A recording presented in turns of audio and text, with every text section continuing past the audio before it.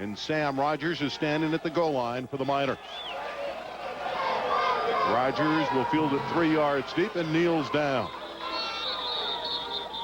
El Paso has a very good offensive team. They've been able to score 23 points a game.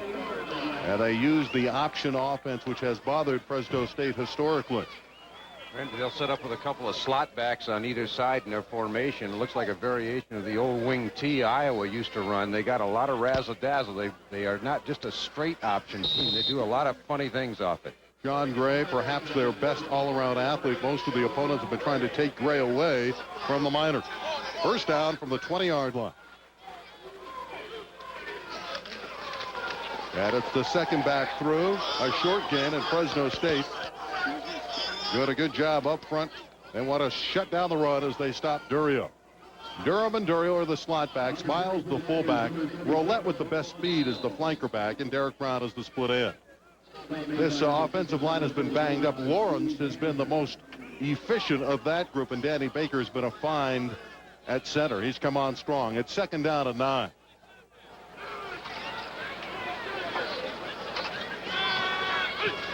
Durham in motion, and Miles the fullback goes for just another yard. Zach Ricks in the middle, busting up the play. It'll be third down and 8. Speaking of Zach Ricks, 116 tackles this year, a Bulldog record, flanked by Oliver and Surface, who've been strong as well. Linebackers Valentine, Peters, Smith, and Bell. Now the secondary, and keep in mind the Bulldogs have intercepted 14 passes. Porter, Burton, Watson, and Johnny Johnson. It's third and 8 for the Miners. And Gray looking to throw. This one is good enough for a first down.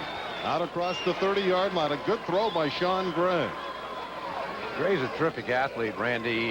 He came back, looked left, had a lot of time to throw. Not much pressure from up front by the Dogs, and he just went back to the wide side of the field, gets the short completion. The Dogs did a terrific job on first and second down and stopping the run, but they give up the first down on the pass.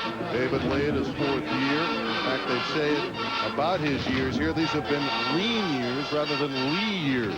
They've only won 10 games, losing 34 in one time.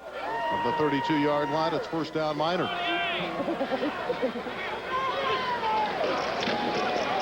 And Miles, the fullback, to the 35 for 2 yards. Dogs doing a good job of shutting down the basic running plays, the off-tackle play. The first play they came out in a wishbone offense, did a kind of a counter play. The Dogs stopped that with Peters. Jim Sweeney very happy about last week's win, but got after the troops on Tuesday and said, guys, okay, forget last week. Let's get after them this week. We get a share of the conference crown if we can beat UTEP. The good sign here, Kevin, early in this game, the Bulldogs shutting down the ground attack. Well, the option has been their nemesis, and this whole defense has a lot of pride, and I'm sure they're going to be goal set to shut down the run. Brown and Roulette deployed to the left side. Durio in motion. Gray on the option. The late pitch to Durio. He cannot turn the corner. Brian Porter with a great defensive effort. One of the things you're going to see here for Fresno State defensively is a little more zone defense with the corners lined up off 8 to 10 yards off the receiver so they can see the option coming out as it develops. Here you'll see Gray swings on down the line, pitches the ball. Brian Porter now has been up in the backfield defensively, is able to see this happen rather than playing bump and run, which we've done a lot of times in the option before. Key play by Nick Surface also. He didn't get hooked. He forced everything wide, and that allowed Porter to clean up. So Nick Surface forced that play outside. 3rd and 8. 12 minutes left. First quarter, no score. First possession for the Miners. Gray throwing over the middle. This one is dropped. It was intended for Derek Brown. Coverage from James Burton. And it is 4th and 8. Burton came in number 3 in the Western Athletic Conference in passes broken up, and he broke up another one there. So James on his feet, and the defense holds. They'll get a chance to get the football and let that high potent offense go to work. Burton right up in his face, playing man-to-man against Derek Brown. And James just gets there in time to distract him. Marshall Young punting. Of course, the All-American Ed Bunn shattered an ankle against New Mexico, the fine punter for El Paso. And Marshall Young, his first punt of the season, takes a favorable bounce and rolls out of bounds at the 22-yard line. We'll step aside for a moment here in El Paso, Texas. When we come back, the Dogs will go on the attack for the first time. No score in El Paso.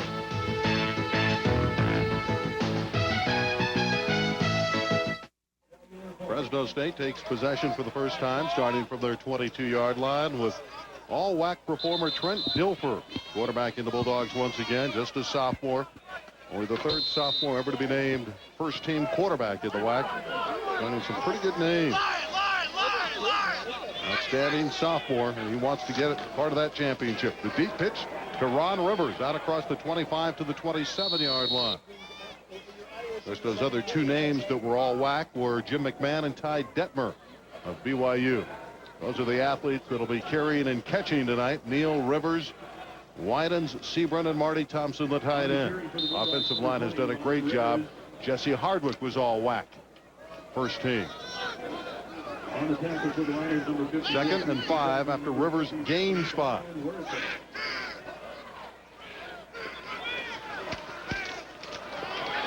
This time, Ron Rivers is cut down back at the 25-yard line. Larry Davis up front making the hit.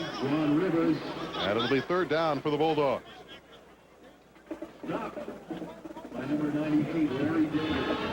And a passing down for Fresno State. The defense of the Miners, Barzak, Davis, and Massey. Massey was all conference last year, struggled this season. Wortham is a brilliant linebacker, leads the conference in tackles. Now the secondary has struggled all year. The best one is Anthony Hook. It's third down and 7 for Fresno State. Dilfer changing the play. Too much time. So Trent got nailed on the 25-second clock. You know, Scott Johnson, our great SID at Fresno State, tells us the Dogs 11 first drives this year have scored 8 touchdowns, 1 field goal. They've had 1 punt and 1 interception, so they've scored 9 out of their 11 first drives, but they're in a 3rd and 12 on their first drive tonight. They bring in Malcolm Sebron, who had gone to the sideline. What a year he has had. Malcolm leads the Bulldogs with 41 catches. He and Lee Harris are split wide. On third down and long for Fresno State. For Harris. That's a great catch at the 45-yard line. That streak could still be alive, Dave. I'll tell you, Lee Harris came up big last week. Hadn't heard too much from him all year. Trent Dilfer puts it right on the money, Kevin. Just a great, real good pass protection by the fellas up front for Trent. Trent steps up in the pocket, going to throw the deep post. Lee's got good height, 6'2", 290 pounds. Big, tall target. Makes a great catch. Talk about the great catch. A terrific throw, too. You see Harris's numbers. That was good for 34 yards. Dilfer to Harris. Rivers looking for some running room. Breaks a tackle to the 42-yard line. Guy's got incredible balance and just fighting every inch to get every yard that he can. Randy, I saw the San Diego State UTEP game, and this UTEP defense, they're very vulnerable to the pass, but they play the run tough. Marshall Falk had to earn everything he got against UTEP. He did not have a real field day against the Miners. And the Miners have played well early in games. They've stayed in, but usually have struggled in the latter stages of the game. Of course, Fresno State has been a spectacular first-quarter squad. Dilfer's throwing, wide open receiver, and again it's Harris. Breaks a tackle to 30, to the 25. He's to the 21-yard line. First down, Bulldogs. You know, all these receivers were at home watching today, Florida and Florida State play, and say, I know I can make plays like that. There, Lee Harris catches a quick hitch, turns it up. Harris had 5 catches last week against San Diego State for 79 yards. Starts out with 2 in the first 3 minutes of this football game. So Lee Harris off to a good start. Dilfer's been right on the numbers twice, giving him plenty of cushion. They respect the speed of the wideouts of Fresno State.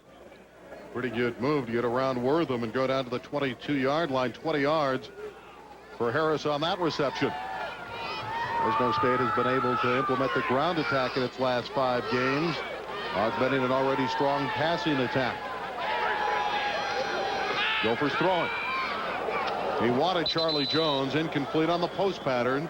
Hooks with the coverage. Dilfer read the blitz. He read it, got back, really had to hurry his throw to Charlie Jones. Couldn't quite get it in there. Tough to make that throw as a quarterback with someone running right into your face, ready to hit you. Can't pull that ball down as low as you want. Of course, the Bulldogs are trying to repeat as national scoring champions. They averaged 44 points a game a year ago. They're over 40 this season. And that's an honor they certainly would like to accomplish. Only 7 previous teams have won it back-to-back, and only BYU has won it 3 in succession. Second down and 10. Play action pass. Wide open, touchdown to Jones. Charlie on a corner pattern was footloose and fancy free. He was wide open. Well, the Bulldog streak now is 9 touchdowns, 1 field goal out of their first 12 drives. That's a pretty good percentage. You were looking a little skeptical. Well, I said third and 12. I said they had their work cut out for them, but they made the big play to Lee Harris, and Charlie Jones shakes loose on this pattern. One of the special things about this group of receivers is they can all play everybody else's positions, and it just makes them so much more potent as a group to be able to throw the ball to Charlie Jones, Lee Harris. They're all there. Second touchdown of the year for Charlie Jones. Mahoney adds the PAT, and with 8:46 left in the first quarter, it is the Bulldogs on Dilfer's touchdown pass to Harris. That's 19 touchdown aerials for Dilfer in his sophomore year. The Dogs up early. And welcome back to El Paso, Texas, where the Bulldogs have put together a pretty good scoring drive. First time they had the football, and Trent Dilfer was spectacular. 3 of 4 for 76 yards and a 22-yard touchdown pass to Charlie Jones. Well, there is Freedom Bowl tickets, and they are obviously available. 278 Dogs. December 29th is the game at Anaheim Stadium, probably against USC. But we want to break a record with you Bulldog fans.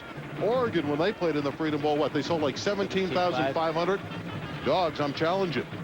You fans got to go out and buy those tickets. And buy them from that telephone number Monday through Friday, 9 to 6. That phone number will have operators on duty. Don't go down to Anaheim Stadium and buy them. You can get them just as good through Fresno State, and it only counts if you buy them through Fresno State. I want to break that record of 17,005, which we had 17,005 here tonight. Not a lot of fans. About 6,000 or 7,000, that's all. Mahoney with another deep kick, and Rogers will not return. The fact that Derek Mahoney has been able to kick the ball into the end zone, I think if for the Bulldog fans that go watch him at Bulldog Stadium, will give you an opportunity about the altitude up here at 5,000 feet. Derek usually kicks the ball to about the 5-yard line. Now he's gaining about 9 yards on his kickoffs. Talk so much about the first series of downs and then the ensuing drive for Fresno State offensively.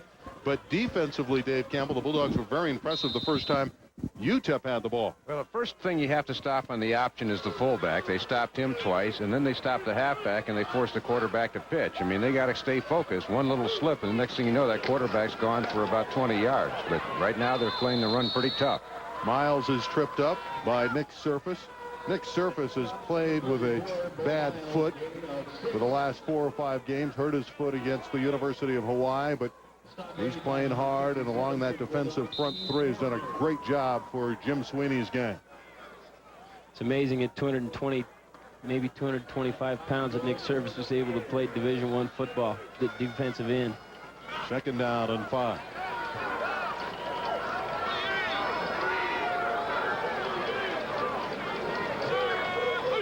Durham in motion. Again, it's the fullback Miles. And he has a first down run out across the 35 to the 37-yard line. And it was dropped by Steve Casner, the freshman weak side linebacker. No, that time they didn't stop the fullback, and Miles, who comes in at about 239 pounds. If you let him get underway at the point of attack, he's going to pick up some yardage. Just wall off blocking. Number 64 does a good job of screening off Zach Ricks, and that's all Miles needed to pick up about 10. Miles' nickname is Bo, as number 34. Bo Miles. Bo Miles. Had 92 yards against Tulsa earlier this year. Has rushed for over 300 yards this season. First down for the Miners from their 38-yard line. Again, it's Miles out across the 40-yard line. UTEP's offensive line really messed up. That was Chad Newton that delivered that block before, but they're playing with 2 new tackles, George Lohman and Omar Lawrence. Lawrence was normally a guard doing a terrific job, but both of their tackles came up with knee injuries. So UTEP's really been nicked. Fresno State's been very fortunate this year. The only major injury to Kenny Hill. As I watch this, I keep waiting for UTEP to come up with a trick play or something, Dave. Well, they got plenty of them. I saw them play San Diego State. They got an arsenal full. Gray once again utilizing the long signal cut. And it's Miles, and he's bent back. Casner, number 57, has been very active. Also, Chris Williams, number 45 in there. So the Bulldogs reacted. And also the rock-solid Zach Ricks, the nose guard, the all-WAC performer. Yeah, Zach Ricks stood him up, and Casner finished him off. Well, I'll tell you, when you get that kind of leverage on a 234-pound fullback, generally somebody's at the bottom of the pile holding his legs. And that was Zach Ricks. 6.5 minutes left, first quarter. Fresno State leading 7-0 on a 22-yard strike. Dilfer to Charlie Jones. 3rd down and 5 from the 43 for the Miners.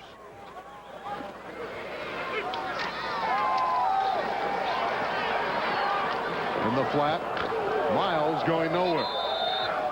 Supposed to be a screen, but really read well by the Bulldogs. That's been about the most effective play UTEP's had all year. Has been their screen passes, and that was very well defensed by Fresno State. Chris Peters came over. He's another guy who's over 100 tackles. There's a lot of players on that Fresno State defense that have made a lot of stops this year, and one of them is Chris Peters. And Jim Sweeney says, that a way to go. I disagree, Dave, with running a screen pass, rolling to the screen and bringing the whole defense all the way over to your running back. I mean, the flow was put him out on an island. Charlie Jones, the touchdown maker, is waiting for the punt from Marshall Young.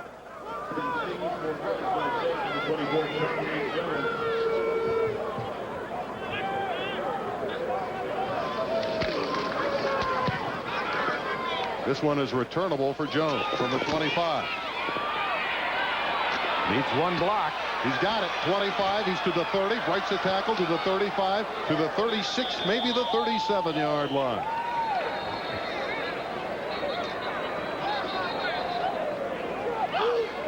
One of the Miners is down.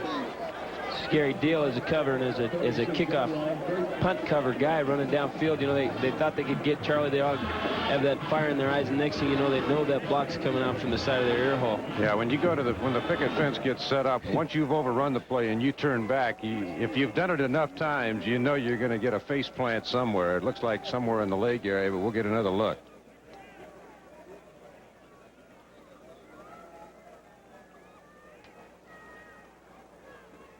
Was that him? Okay. Actually, it looked like he got hit high, vicious, yeah. But maybe the spike caught or the cleat caught when he in the carpet. The injured Miner is number 82, Jason. I mean, it was a legal block. It was above the waist. You must block above the waist on all kicking game blocks. Tomorrow night at 6, join the crew of the Enterprise as they travel between the 19th and the 24th century in a desperate attempt to save Commander Data's life during a deadly Star Trek The Next Generation. We'll end your station, KMPH Fox 26. Bulldogs line up offensively, starting from their 36-yard line after the 11-yard return by Jones. And Dilfer rolling out, scrambling back to his left. And he has some running room. And skips out of bounds, picks up 3 yards, and shows everyone he has not just throwing skills, but he can move. Kevin, you were talking about on-the-job training last week down at San Diego State. Trent, instead of getting out of bounds at that 6-yard line, took a vicious hit. This time, I think he learned his lesson from last week. Well, he's learning on the job. Here he is. He's got remarkable athletic ability. Actually, Trent's 240 pounds right now, people. He's a big boy running on that football right there. And to be able to run that fast with that athleticism is awesome. Had a lot to eat for Thanksgiving, huh? Yeah, he did. He did. He came up into the basketball game. I said, "Get away, you're too big for me." On the delay, Lorenzo Neal, 40, 45, 50. Neal at the 45 puts the head down, and he's upended by Rogers at the 43. First down, Fresno State.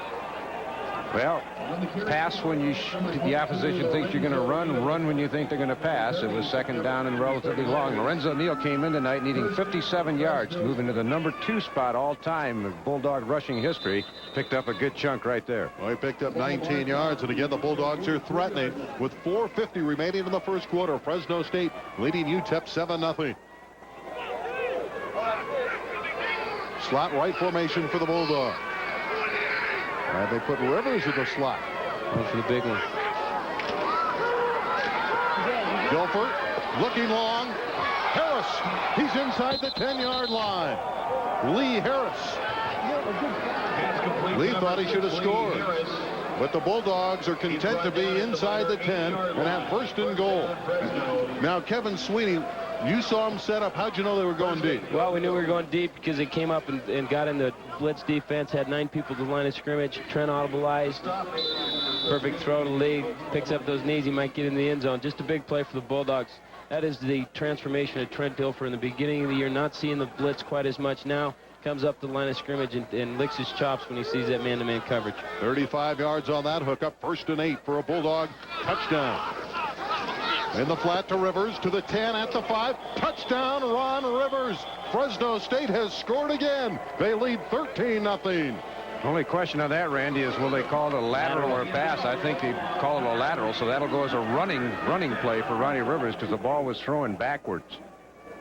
Fake draw screen out to Ronnie Rivers. You could say this is uncontested.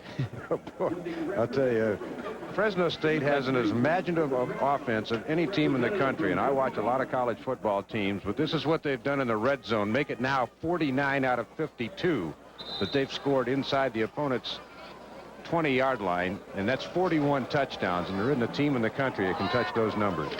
Rowe puts it down for Mahoney, and the Bulldogs build a 14-0 lead as they gave that last touchdown officially as a run for Ron Rivers. It wasn't a throw, it was a lateral. The Bulldogs, with 4:06 left in the quarter, lead by 2 scores.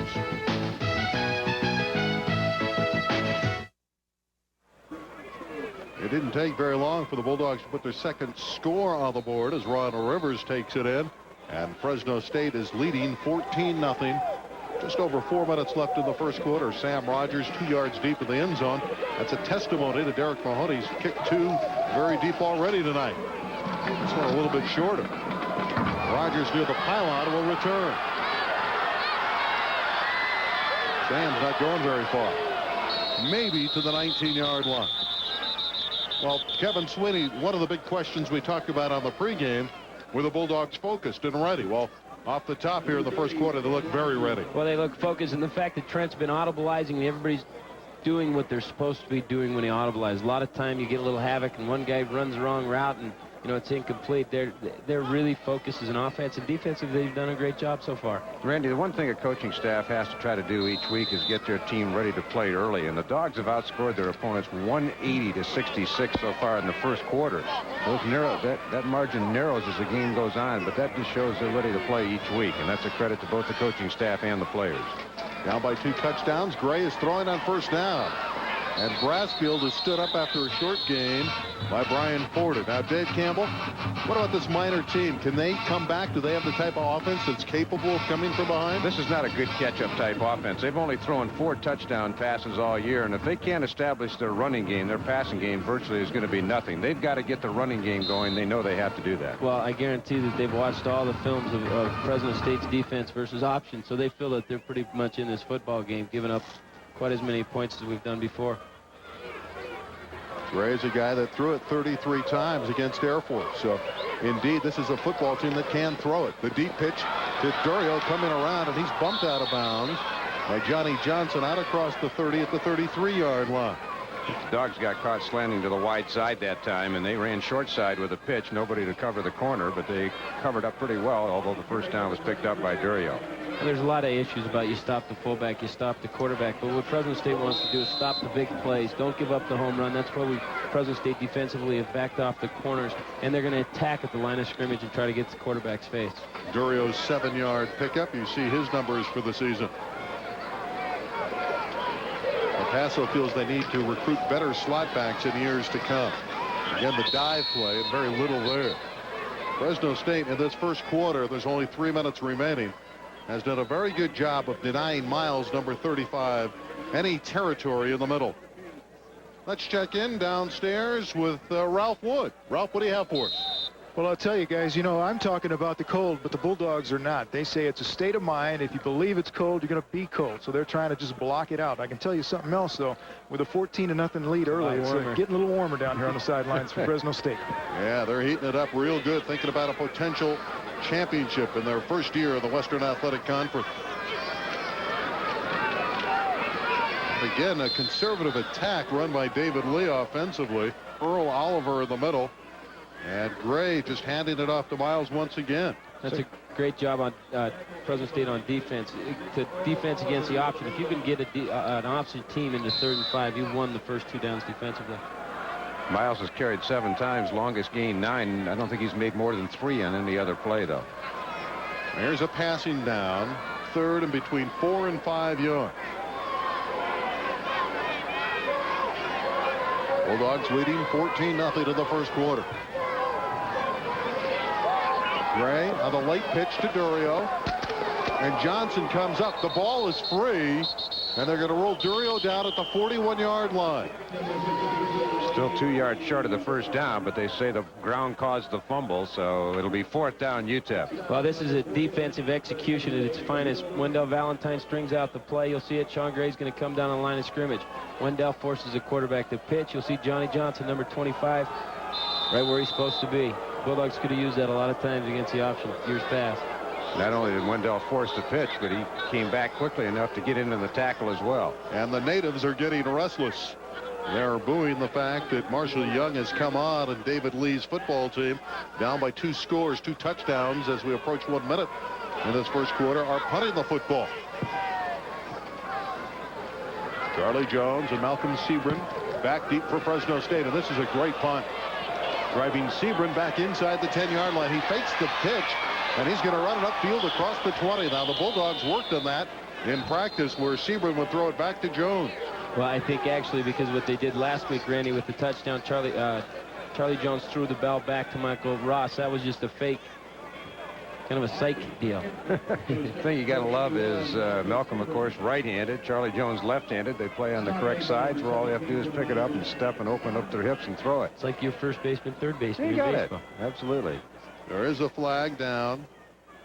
And our referee tonight is Guy Gibbs. He says face mask. Well, if it's on the offense before the kick, that's an automatic 15 yards any time on the offense. So maybe it'll be assessing the foul, or maybe they'll make them kick it over. But it will be 15 yards on the offense. On the defense, it can be 5 or 15, either grabbing or tackling. 5 if you grab it inadvertently. But offensive face mask is always 15 yards. We have a face mask penalty on the offensive team. The 15-yard penalty will re-kick. Well, you naturally have him re-kick. Here you got a freshman punter punting for his first time. Gets off a boomer. I mean, that's a lifer. He probably hadn't kicked one like that in practice. That was 48 yards. He's not going to do it much better than that. So Marshall Young, once again, we'll see just Charlie Jones. So Malcolm Sebring will not join him as a very content coach on the sideline. Has to be pleased with this first quarter. A rotation of returners. You call him content? Nah, not yet. Well, certainly a lot of football to be played, but this first quarter has been letter perfect by Fresno State. 2 drives, 2 touchdowns. Haven't made any mistakes. Notice Coach doesn't have a jacket on either, does he? It's warm down there. It's a state of mind. Uh-huh. Bulldogs with 10 men up near the line. Let's see if they go after the youthful punter, Marshall Young. They're peeling back for the return. Jones waving for the fair catch at the 42. So excellent field position for Fresno State. Just a 34-yard punt on that occasion. So that penalty, that face mask, really damaged the Miners. Fresno State with much better location to attack from.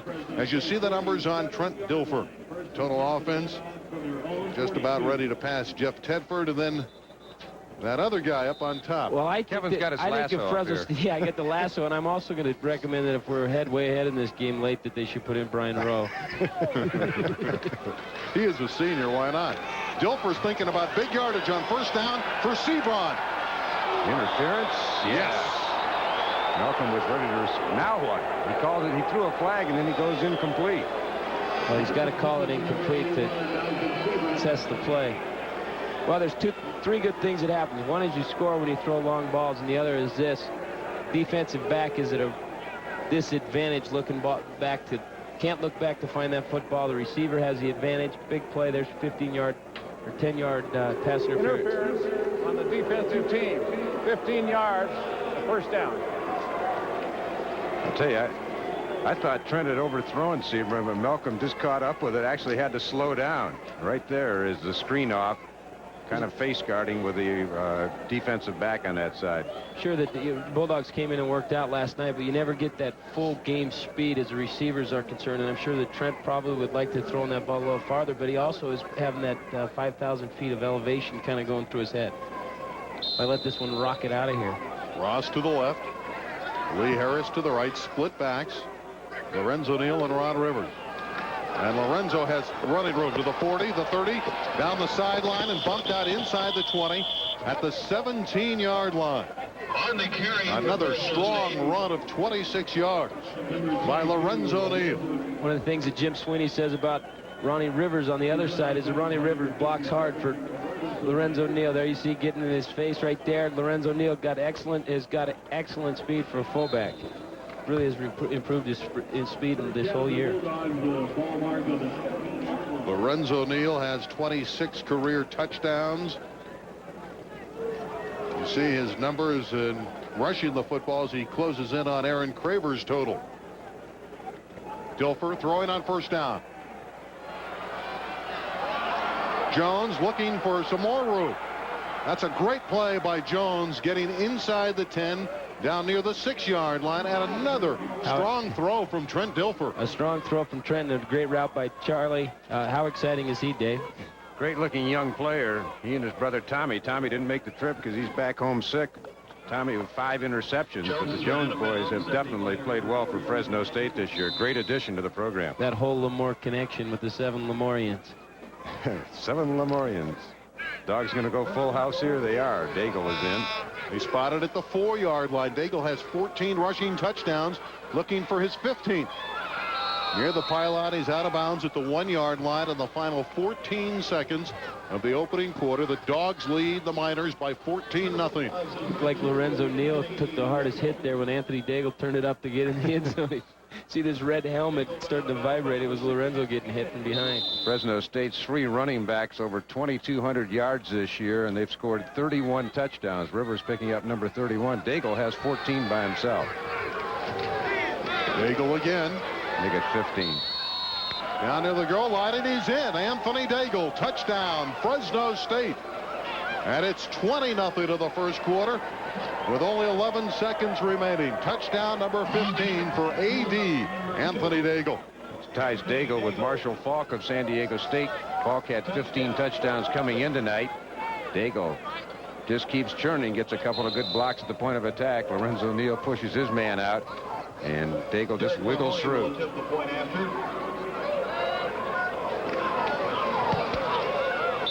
And Mahoney makes it 21-0 Miner. Now there is a flag down. Here at the Sun Bowl, it seats 52,000. Of course, the Miners not very happy. These fans not happy with the team's performance this year. There was high expectations here in El Paso. This is a Miner football team that won 4 games, returned a lot of players, and they thought they were going to cause some havoc in the Western Athletic Conference, but it just has not gone their way. Miners seemed really intent on stopping the run tonight. Dilfer's read that very well. The passing game starting to open it up now for the run. On the offense, repeat the kick. So Mahoney will have to try it again. He shouldn't bother Derek too much from 25 yards away.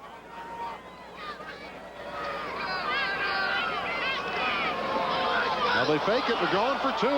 The shovel pass into the end zone. Lorenzo Neal. How many tricks are in the bag? You think they went offsides on purpose, Randy, so they could back it up so Lorenzo could run that far? How many tricks are in the Jim Sweeney bag? Well, fun to be a senior and be able to experience that for Lorenzo Neal, get the 2 points. The only guy on the sideline not happy about that is Derek Mahoney, because he loses a point off his total. But for Lorenzo Neal, this is quite a play off the Brian Rowe fake. And then the shovel. Well, Lorenzo Neal needs 12 yards to move past Aaron Craver, but doesn't count here on the extra point. The yardage doesn't count, but nice play by Rowe. And Lorenzo really could have been stopped at the 1, but that extra effort got him into the end zone. Well, that's the kind of player Lorenzo Neal is. Second team all WAC. Most figured he'd be on the first team. But there are a lot of good running backs in the Western Athletic Conference, but cannot deny the desire of that young man. Well, it's a shame that he didn't make that all-WAC team. He probably is the most recognized player in terms of every opposing coach. Geez, you know, every time they talk about him, he's a raging bull. He's the toughest guy we've played. Statistics lead so much, and this team is so balanced with Daigle, Rivers, and Lorenzo himself. It's difficult to get the notoriety there. And Mahoney will kick it off once again. Fourth time of the first quarter, Mahoney has teed it up. Kept hearing about the fact that UTEP's used a lot of onside kicks this year. Maybe they won't get a chance to kick off. Now Sam Rogers will return for the second time tonight. Starting from his 1-yard line. He doesn't have a lot of room. DC Wolfgram getting a little pumped up there at the vertical. He thought he was filming the Michael Jordan commercial. Well, it didn't take long again. 4 plays, just 58 yards, 31 seconds. And it was Daigle that had his 15th touchdown run of the season.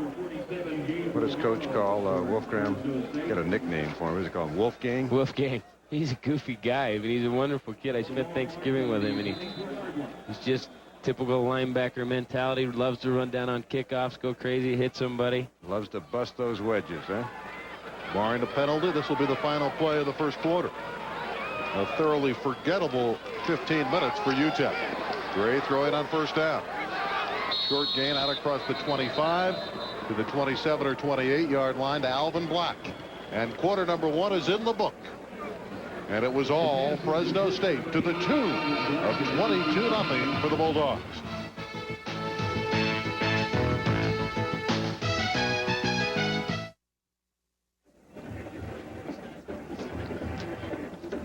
Our Pacific Bell first quarter Smart Yellow Pages statistics, all Fresno State.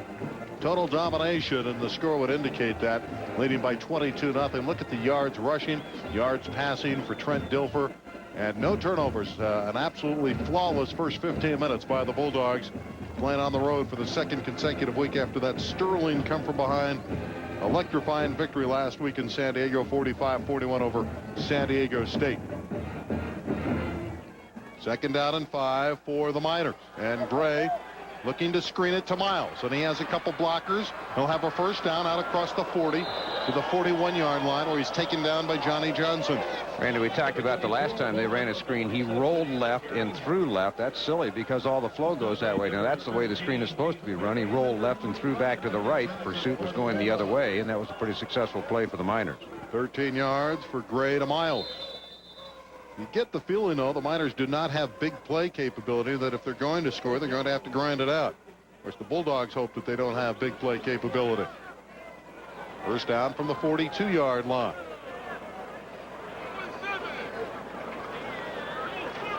And Gray is going to change the play.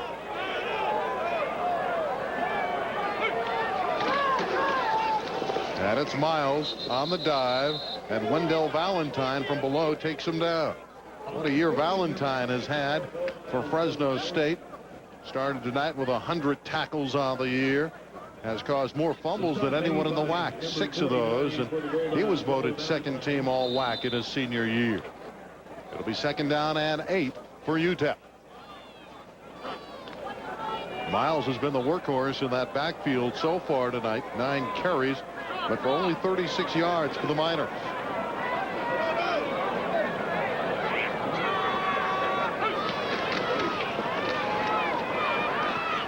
Gray looking to pitch it. Pitches it late to Alvin Black, and he turns the corner. Good job there by the quarterback, Sean Gray, the sophomore from Houston, pitching it late to Alvin Black as he was able to stretch the defense.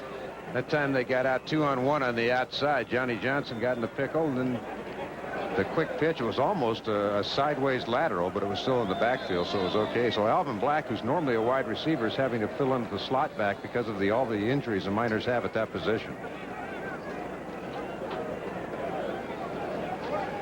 Not good execution there. You can't get out flank as a cornerback coming up on the run. You got to keep outside contain and turn that back into your friends. First time tonight, the Miners have dented Fresno State territory, and the left side of the offensive line pulls up a little bit early. These are the kind of things that happen when you struggle. You get into Fresno State territory for the first time, and then you make a mistake.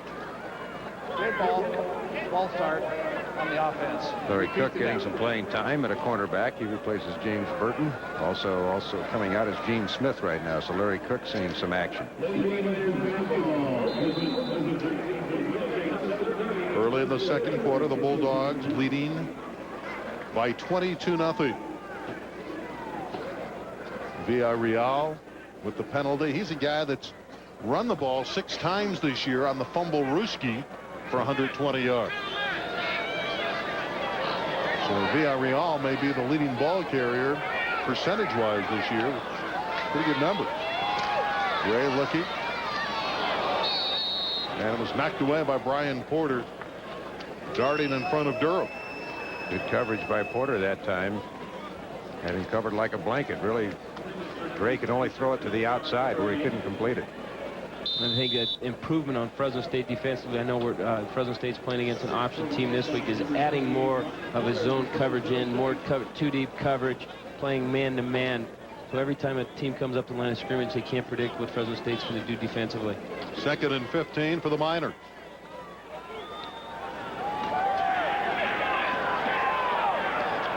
Short pass.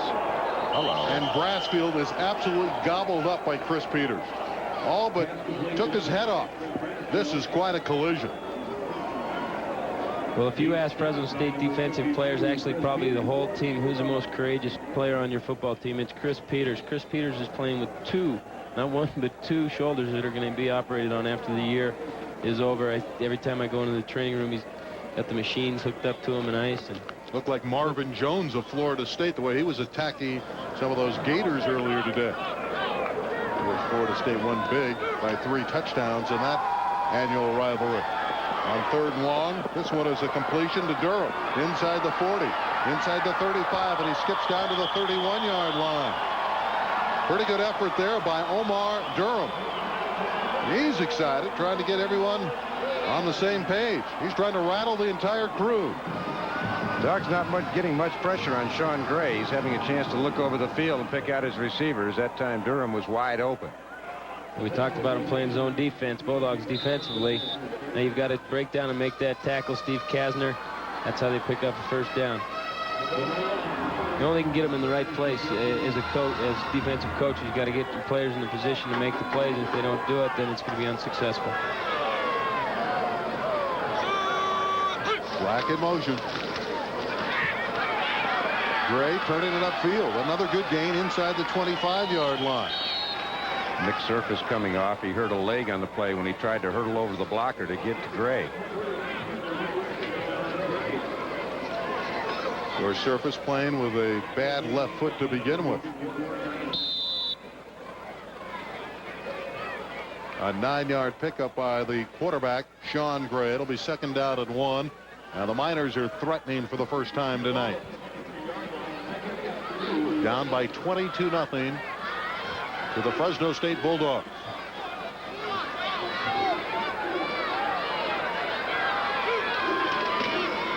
Brad Miles. Yes, sir. I think he got the 1st down as he ran into the middle of the line. Brad Bell right there. Some of those Freedom Bowl tickets, they went on sale. You dog fans responded the first day. Some 4,000 were sold, but want to break that record. One sent by the Oregon Duck faithful. They sold 17,005. Remember, Monday through Friday, all day long, 278 dogs. The big one probably against USC. I like those tickets. There's a nice look to those tickets, don't you think? I kind of like the matchup too. Fresno State, more than likely USC. And the other matchup, potential matchups aren't too bad either. This is a great accomplishment by this football team to be able to get that bowl bid from the Freedom Bowl. Won't hurt recruiting down in Southern California. Well, you got to look at if you go down the roster, 60 to 70% of the players on this Fresno State roster are from Southern California, and to be able to play in a major bowl game in that market would be wonderful. 1st down for the Miners at the 21 of the Dogs. They line up in a wishbone alignment. Pitch to Alvin Black, and he stood up at the 18-yard line. And his helmet was rattled by Johnny Johnson.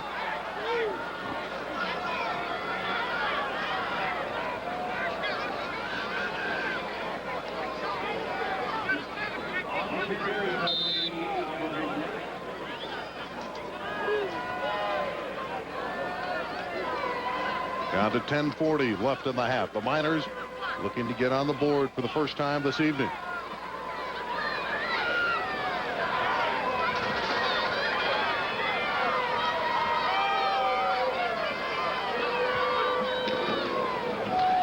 Kidder and Miles inside the 5-yard line. So it breaks open for the fullback, David Miles. A 16-yard run by David Miles.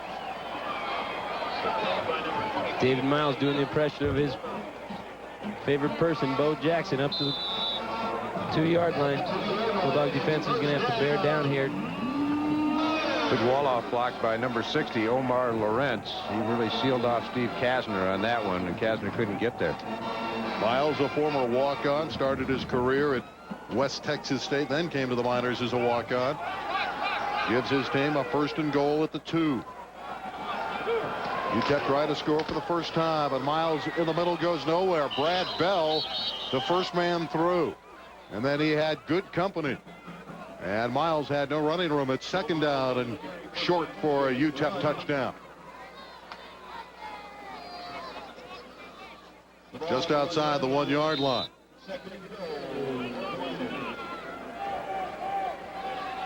This has been a big drive for David Lee's offense, but also for the defense, Dave, to give them an opportunity to get off the field, rest. Well, Miles has been the workhorse. Already 12 carries. Miners trying to stick it in the end zone. Try to recapture some life in this game. Gray rolling down the line. Cannot turn it into the end zone. Good play by Brian Porter, Gene Smith, Steve Casner, and Brad Bell all over there. For a moment, it looked like Gray would take it in. Bulldog defensively do a great job of stretching it out.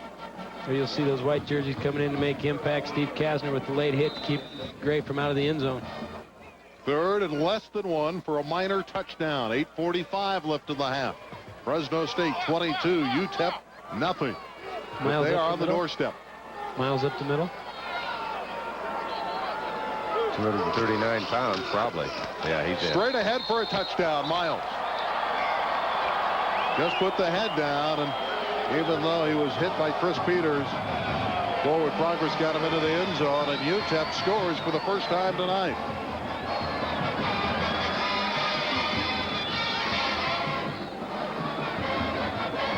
This is known as nothing fancy. Wedge blocking. Just move your man back.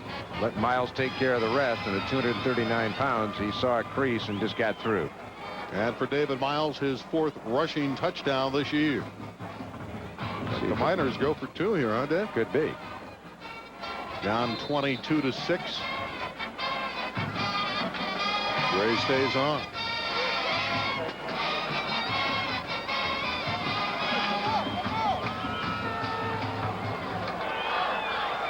Twin receivers to the right side for Sean Gray.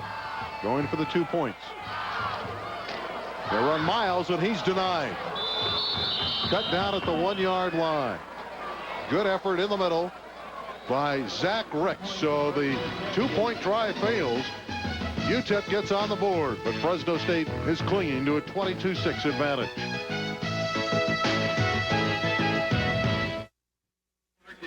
Back at Sun Bowl Stadium, here's the injury status on Nick Surface, the defensive lineman for Fresno State. He caught a helmet in between his thigh pad and knee pad and got a Charlie horse right in the quadricep.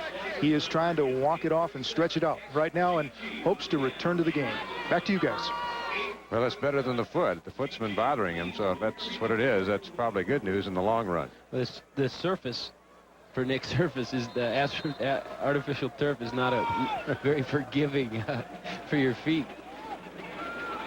Marshall Young kicking off for the Miners. Charlie Jones will field it 2 yards deep, and he'll kneel down. So Fresno State leading 22-6 will start from its 20-yard line. Of course, it's been a banner year for the Western Athletic Conference. 5 teams going to bowl games, and along with the Bulldogs, probably the proudest team is Utah. They haven't been to a bowl game in, what, 28 years? Here's that UTEP scoring drive, 14 plays, 77 yards. Took some time off the clock at Miles with his 4th rushing TD of the season. Wasn't really a spectacular play in the whole group. They picked up a 1st down on 3rd and 8 on about a 16-yard pass play, but other than that, it was just kind of a methodical drive. Lorenzo Neal in the middle for a couple. Finding yardage hard to come by with Wortham, number 57, the all-conference linebacker, coming over to make the attack. Really impressed with Trent Dilfer and his maturity this year. Last week, you could just see the tremendous leadership on the field, especially in that last drive. I mean, he was just taking charge on the field.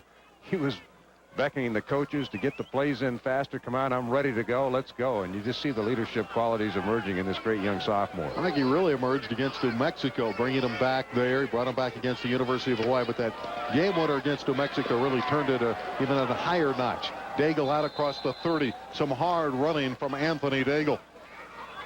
Well, Trent's a fighter, and he's a leader, and he's going to answer the bell. I mean, that is one of his greatest attributes, is he loves to play this football game. He loves the contact of it. He loves getting knocked around a little bit, and he loves his teammates, and that's what makes it so much fun. Of course, he's been all-WAC performer of the week on one occasion after throwing 5 touchdowns against Louisiana Tech. Really, after the big billing, he's lived up to the expectation, and sometimes that's not easy to do. First down from the 31-yard line, and Dilfer looking to throw on first down. In the flat for 5 yards to Lorenzo Neal. Hooks made the stop. Lorenzo saw he was hemmed in on 3 sides, and he said, well, nothing to do but make a couple of guys pay. He buried his head and just plowed into him. Very confident Trent Dilfer. What about that drive down the stretch at San Diego a week ago, and then in the waning moments, the great pitch and a tremendous catch by Widens with 14 seconds to win the ball game. And great numbers so far tonight. Only one misfire, or he'd be perfect. 6 of 7 for big numbers for Trent Dilfer. Right up the middle, and Anthony Daigle has a first down to the 44-yard line.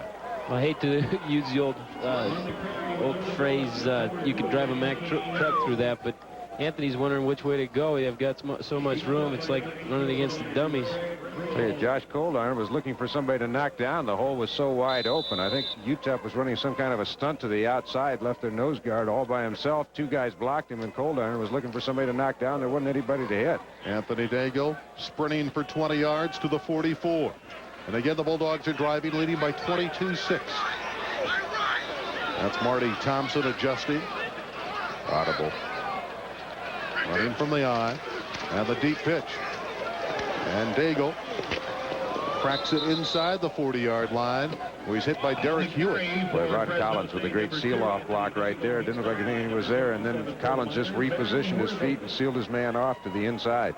Trent Dilfer did an excellent job with the audible, recognizing the defense and putting your offense in the best position to gain yardage, and that's what he does. Jeff Tedford, I'm sure, has done a great job telling Trent, this is what we do go into this game. Let's go toss sweep when we see him in cover 2 and a 2 deep. They're weak on the weak side for the run support. Second down and 5. On the delay again. And the hard running Lorenzo Neal close to a first down. All effort by Lorenzo Neal. Just put the head down. Wortham finally wrapped him up along with Davis, but Neal may have given the Bulldogs still another first down. You used to talk about how you could hear the leather pop. Now those pads are made out of plastic. You could really hear the plastic crack there when Lorenzo Neal lowered his shoulder pads. How about those numbers? He's averaging better than 12 yards a carry tonight. Not bad for a fullback. Well, he's about to move into number 2 on the all-time rushing list for the Fresno State. Very close. How about those runners? Neal, Rivers, and Daigle all effective. Combined over 5,000 yards in their career. And again, Neal bouncing outside. Run down by Austin, the outside linebacker, Dennis Austin. 3-year letterman here at UTEP. But that one got the first down. Neal was a bit shy on the previous carry, but he picks it up there.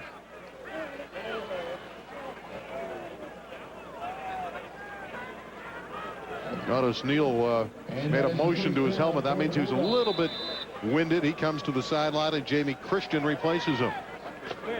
Bulldogs now getting into the territory where UTEP defensively should start coming after him with the blitz.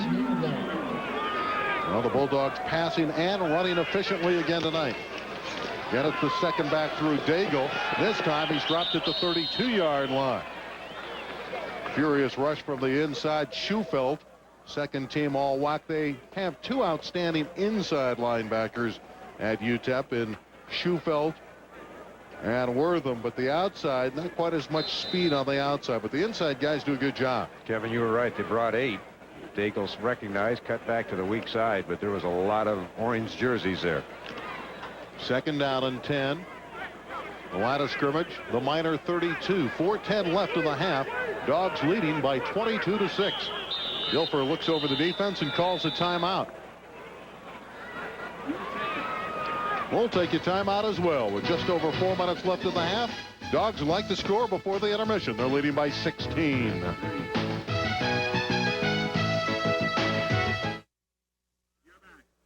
Tonight at 9, the creators of Cops take you one step closer to life and death during Code 3.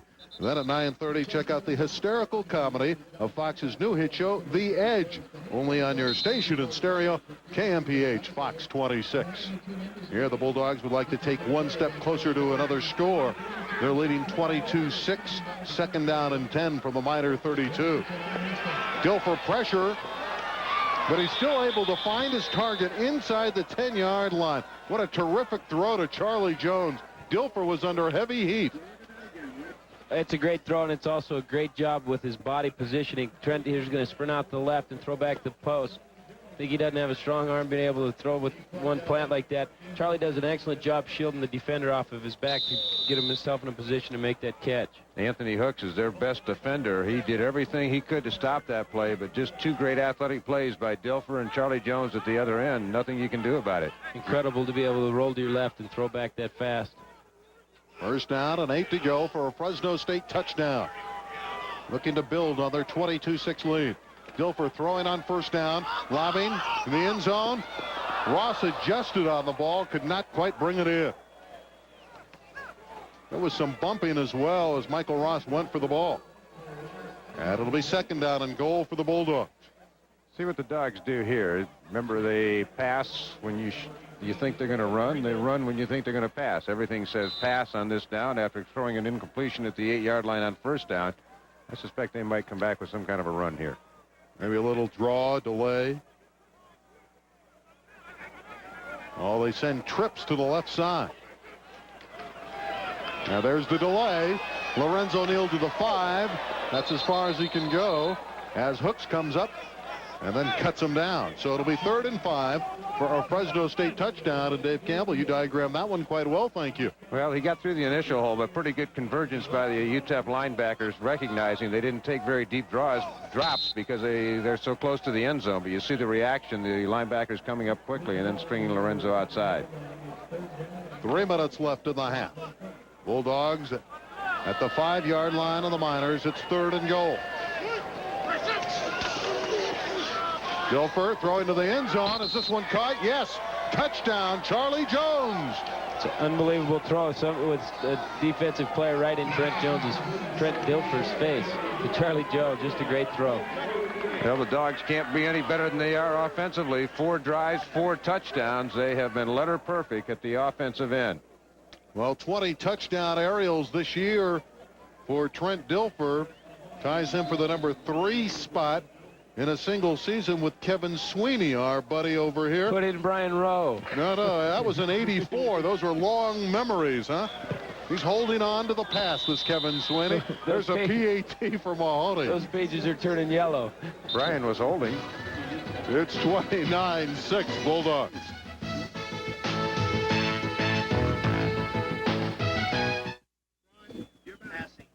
Well, Jim Sweeney's troops out to a 29-6 advantage. Trent Dilfer has thrown a couple touchdowns to Charlie Jones. Big night for Charlie. And Fresno State doing quite well, thank you. And those are the numbers that we had alluded to right before the break. Tedford in 82 through 24. Jackie Fellows in 42 through 21. And then both our buddy Kevin Sweeney and now Trent Dilfer with 20 aerials for scores. Maybe we could keep like top 4 on the graphics from now on then. Okay, Scott. Well, everybody just wild about Bulldog football, but don't forget about the basketball team. They open their regular season against Cal State Northridge this Tuesday at 7:30. Season tickets still available through the Bulldog Foundation memberships, 278-4140. Gary Colson's got his young club ready to roll. Had 2 victories in the exhibition season, and they open against Cal State Northridge Tuesday. The Matadors, Pete Cassidy's gang. And Mahoney will be kicking off once again for the Bulldogs. Sam Rogers standing at the goal line. Once again, he drills a deep one. Rogers, a yard deep, is going to return. See what Sam can do. Nice effort to the 25 before he's hurled back. That fumble will be a no-go. That was well after the whistle. Yeah. Don't you love the excitement, though, guys? You know, I mean, sometimes they'll pick up a fumble, think they intercept, they just keep on going. Hey, some of those special team guys, they live for this. It's the only time they get on the field. Let me touch that pigskin. Wonder why there's all those little chicken fights on those special teams. I mean, those guys are out there sometimes just for a short while. They want to get their licks in. Well, the Miners, who have not shown us the ability for the big play, need to come up with some bigger yardage makers if they're going to move it down the field in the final 2:44. Although their last possession, they were able to drive. It took them some 7 minutes, and they scored. Gray and Steve Casner greets him short of the 30-yard line. This Steve Casner is an impressive player. Weak side linebacker. They liken him to Tracy Rogers, a former All-Star of the Bulldogs. Well, one thing about the Miners offense, they have really simplified it tonight. Again, I saw them play San Diego State, and they had razzle-dazzle, reverses, passes off reverses, reverse options, and so far they've played it very close to the vest. They just, I guess their game plan, they felt they could pound it at Fresno State. Bulldogs were the 9th worst against the rush in the WAC, but so far they've played very well tonight. Of course, a win tonight, and the Bulldogs will tie Hawaii and BYU for the championship. Gray downfield. This one's intercepted by Porter at the 45, looking for a block. He'll go down back at the 41, but another chance for Fresno State. The first turnover of the game as Brian Porter picks off the Sean Gray pass. Senior Brian Porter is playing good defense zone. Steps up behind him underneath, throwing ball underneath. Good hands. Now it's like, what do I do after I've cut this thing? I don't practice this very often. Brian had deep help from Johnny Johnson, so he could afford to float a little bit underneath. 15 interceptions for this Bulldog team this year. The first one for Brian Porter. Of course, the Bulldogs in the previous 4 games have had 15 takeaways. Again, we talked so much about the offense, but the defense limited San Diego State to 10 in the second half last week and has been impressive in this first half. That pass is too tall, intended for Ron Rivers, who had circled out of the backfield. Only interesting development tonight, Fresno State's great receiver Malcolm Sebring, I do not believe has caught one so far. We'll hear from him before the night's over. He only needed 23 yards coming in to crack the 1,000-yard barrier. Well, Charlie Jones has been the key target, the main ingredient. He and Trent Dilfer have hooked up for a couple touchdowns in this game. And Jones is deployed to the near side. On the delay, bouncing outside. Look at this Lorenzo Neal run hard. He's going to take some people with him.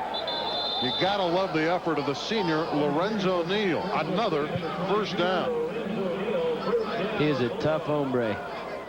That should move him into the number 2 spot, and there it is. 10 yards past Aaron Craver now with the Dolphins.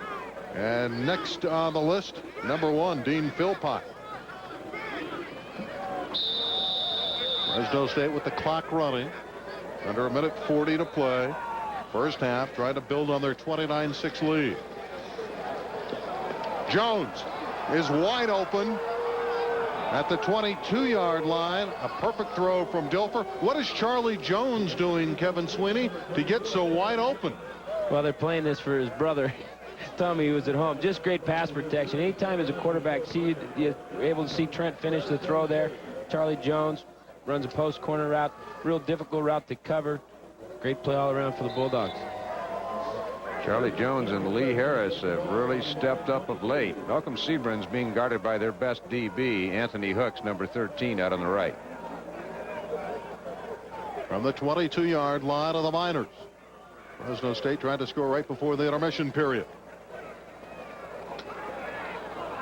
Neal is wide open. There's a flag down.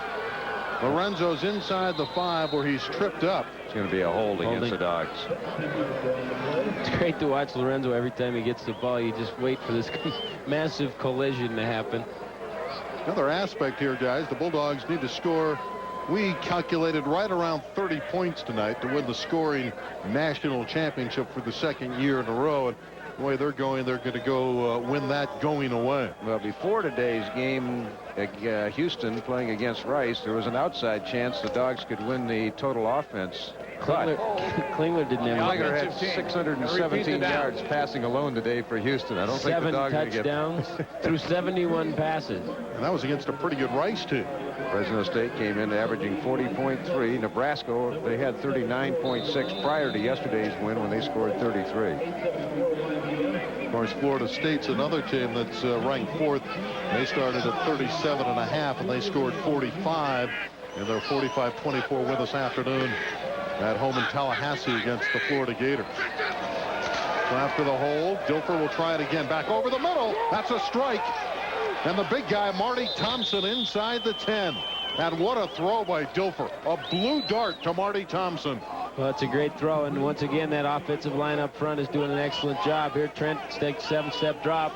It's like throwing past Skelly. Perfect throw to Marty Thompson going up the middle of the field.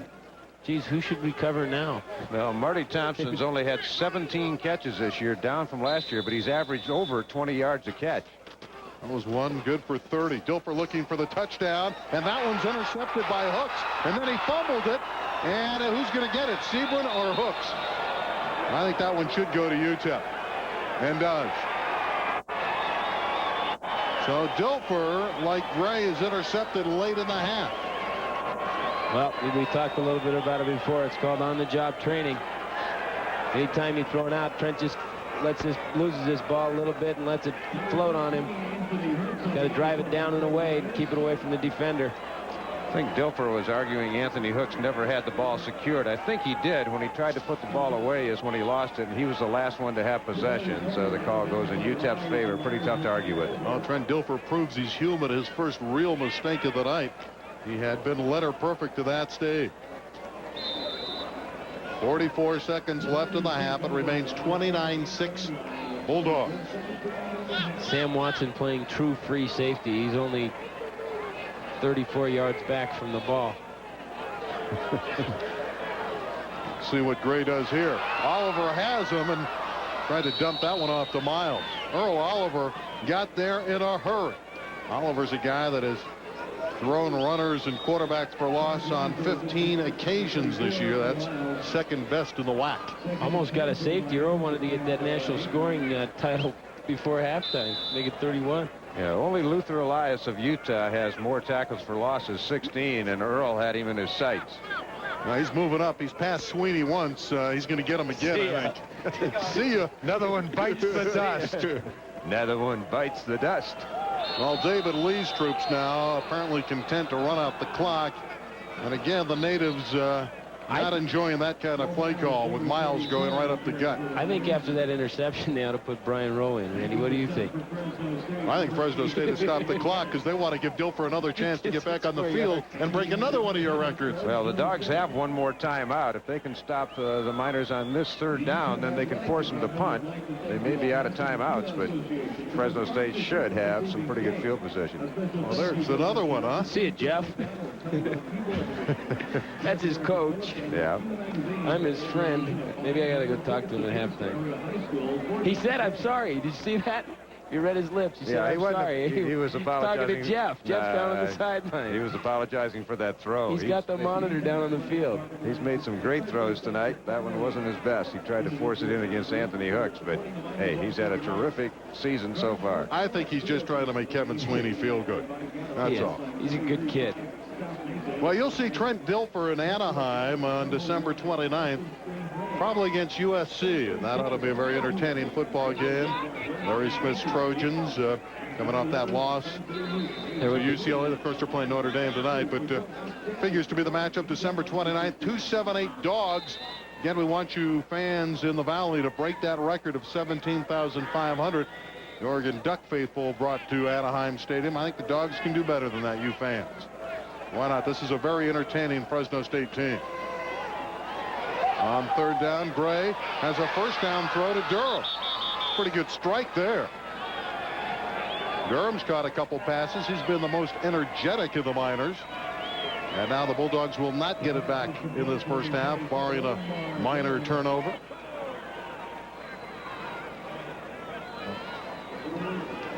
Well, that Freedom Bowl is going to be an awesome spectacle. Looking up and seeing 20,000 Bulldog fans watching the Bulldogs play a Pac-10 opponent. Of course, the Bulldog fans got great notoriety in San Diego, bringing 5,000 to the Jack Murphy Stadium last week. You see what's coming up at halftime. Our Delta Bulldog spotlight with the great place kicker Derek Mahoney. Famous dogs of yesteryear. No, it's not Kevin Sweeney. Freedom Bowl director Don Anderson will be with us as well. There's another pass to Roulette out to the 39-yard line. And our Pacific Bell highlights. We'll have all the highlights and the stats of this first half, thoroughly dominated by Freedom Bowl bound Fresno State. Vince Weston has, not to kind of preclude what's going to happen at halftime, but it has two or three of the biggest catches in the history of Bulldog football. A wonderful person, a wonderful coach now at Clarko Junior High School in Clovis. It's a great kid. I love playing with him. UTEP takes a timeout. They have 2 remaining. They're starting to think maybe they can get down in scoring position. One long pass would at least get them in field goal range for their fine kicker, Marshall Young. He's hit 9 out of 10 kicks this year. He's right behind Derek Mahoney as far as percentage in the WAC. Of course, the best kicker in the WAC, I guess he made all WAC anyway, was Jason Elam of University of Hawaii. Yeah, Elam is amongst the best placement specialists in the country. I would think that Elam and maybe Scott Sisson of Georgia Tech are the 2 All-American placement kicker. Well, if you think we're funny, there's more laughs coming up. They're going to be on your station tomorrow, beginning at 8 o'clock with Foxes in Living Color, followed at 8:30 with the Rock Live and Married with Children at 9. Only on your station at Stereo KMPH, Fox 26. The final 21 seconds for the Miners. Still have a couple timeouts. Let's see what they can do. Brad Bell is after Gray. And that one is caught by Roulette. No, it's ruled incomplete. JJ thought he had the reception. JJ was doing a pretty good job of play acting. Roulette out of San Diego. Pretty good wide receiver for the Miners. He's their best, but this has been a lean year offensively for UTEP. Well, he runs a 4.40, but plain and simply, they have not been able to get him into the offense. Second down and 10, but certainly the biggest problem at this stage for the Miners, they only have 15 seconds to negotiate some 61 yards. They need to get this ball at least to probably the 37-yard line to give Young a kick. He's got a shot about 45 yards. It would be 55 yards. It's possible at altitude. Gray again on the roll, looking to throw. In Bulldog territory, Roulette makes the catch, taken down by Cook, and calls the timeout with 7 seconds left. Well, at least we got a clock operator here that isn't quite as slow on the trigger as the guy in San Diego last week. I put a stopwatch on that when San Diego State had 8 seconds left. I watched the replay the next day on television. When I put the stopwatch from the time the ball was snapped to the time the official called timeout, it was 9 seconds elapsed. Only 7 went off the scoreboard and gave San Diego State that last play. It's physically impossible to run 60 yards in football pads and catch a football in 7 seconds. Yeah. And go down and decide who's caught the football or who came up with it. Especially when the ball was in the air for about 6 seconds.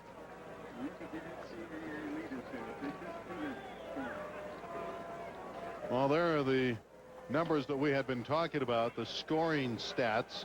Again, Nebraska scored 33 points in the win over Oklahoma. Notre Dame is currently in action against Southern Cal. Florida State scored 45 earlier today, and Michigan was idle. So the Bulldogs, with 29 in the first half, are well on their way to another NCAA scoring championship. They probably will not catch Houston. We do not know the numbers. Houston annihilated Rice. They scored over 60 points, and their brilliant quarterback Jim Klingler threw over 600 yards and 7 touchdowns. But number 2 isn't too shabby in the total yardage category. And really, the one that counts is scoring points. So that's what the Dogs have done best. Winning football games is what really counts. That's true, but you got to score to win. Final 7 seconds. The Miners would like to have a Hail Mary come true for them.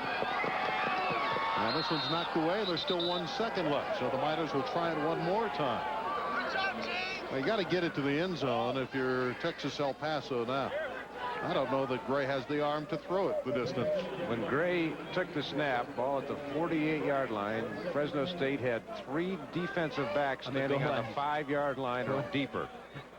And they'll have it again.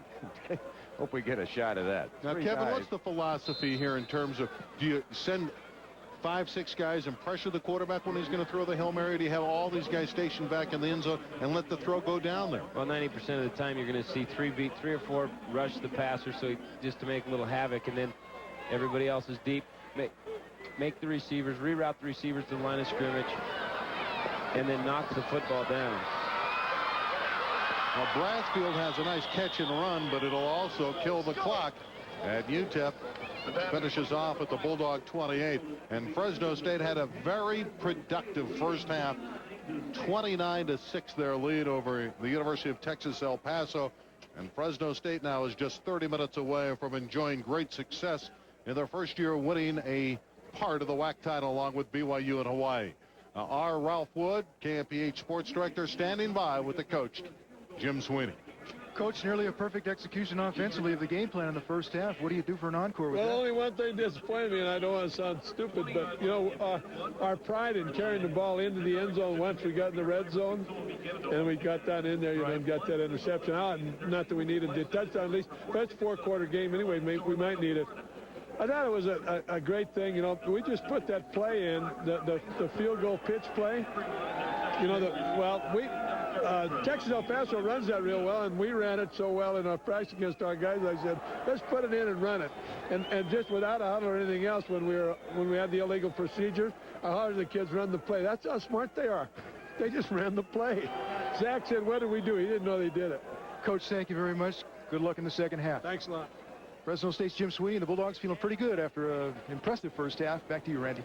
All right, thank you very much, Ralph. 29-6 at the break. All Fresno State. Trent Dilfer and the gang will get the ball to start the second half. Marshall Young has it teed up. And Ron Rivers is awaiting the kickoff.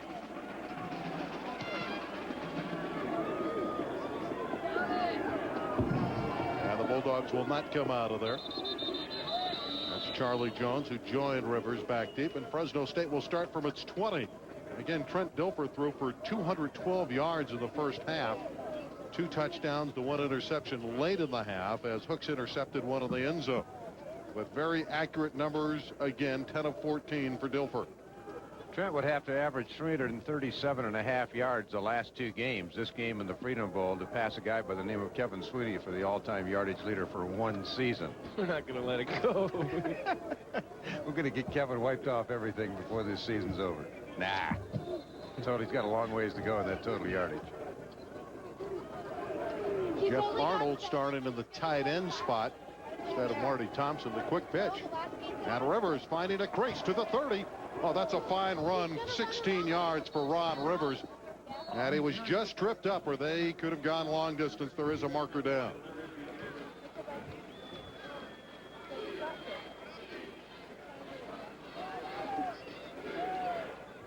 Well, Fresno State will be pushed back 5 yards. Randy, if the Dogs can take the ball and march it down the field, I think they can really kill off any hope UTEP has of getting back in the game. But if UTEP can get a pick. Illegal motion on the offensive team. Repeat first down. It's cold down there. It's cold. Sounds like me. Hey, Guy Gibbs is down there, and in his defense, it's cold. It's tough to talk when you're down there. It's right around 35 degrees. Jim Sweeney's not cold, just has the sweater on, very relaxed. Protecting a 23-point lead. It'll be 1st and 15 after the infraction. Don't let him fool you. He's probably got about 12 T-shirts underneath that sweater. Those guys from Montana know about that long underwear underneath there, too. Hand off, Rivers with running room. 20, 25, 26-yard line. And he is dropped by Fred Patterson. I think one thing Fresno State would really like to get on track to this half is get their running game equal to their passing game. They ran at times in the first half, but Fresno State prides itself on having the great balance. They're the only team in the nation that's in the top 20 in both passing and rushing. It's a 1st and 15. Rivers gains a dozen. It's 2nd and 3. And Rivers still with a shot at 1,000 yards this year. Bulldogs are short of their first down. It'll be third down. It was Rivers carrying again. And he was hit by Larry Davis in the middle.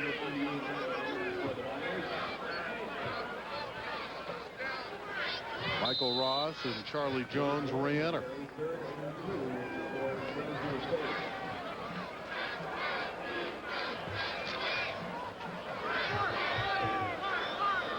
First minute and a half of the third quarter. And it's 3rd and 2 for Fresno State. Sweep with Neal, who's in trouble. And he won't get back to the line of scrimmage in a good defensive series. As Schufelt and Massey were over there to make the hit on Neal, and the Bulldogs will have to punt. The first punt of the night. Very seldom do you see Lorenzo get negative yardage. Just wasn't able to get his shoulders turned up early enough to make positive yardage. Here, something important. Zach Ricks is now in to snap for this punt. Nick Surface is a normal long snapper in the punt formation. First punt of the night for Derek Mahoney.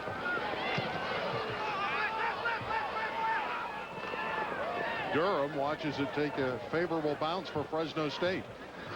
Inside the 25 and rolls down to the 22-yard line. So when we return to UTEP, to the Sun Bowl, the Miners will go on the offensive for the first time in the second half.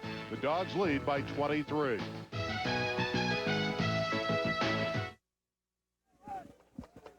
Miners' first possession of the second half. Look at Sean Graham once again at quarterback. Just a sophomore out of Houston, Texas. Come on, Jack! Come on, Jack! Oh, okay, now I got the picture.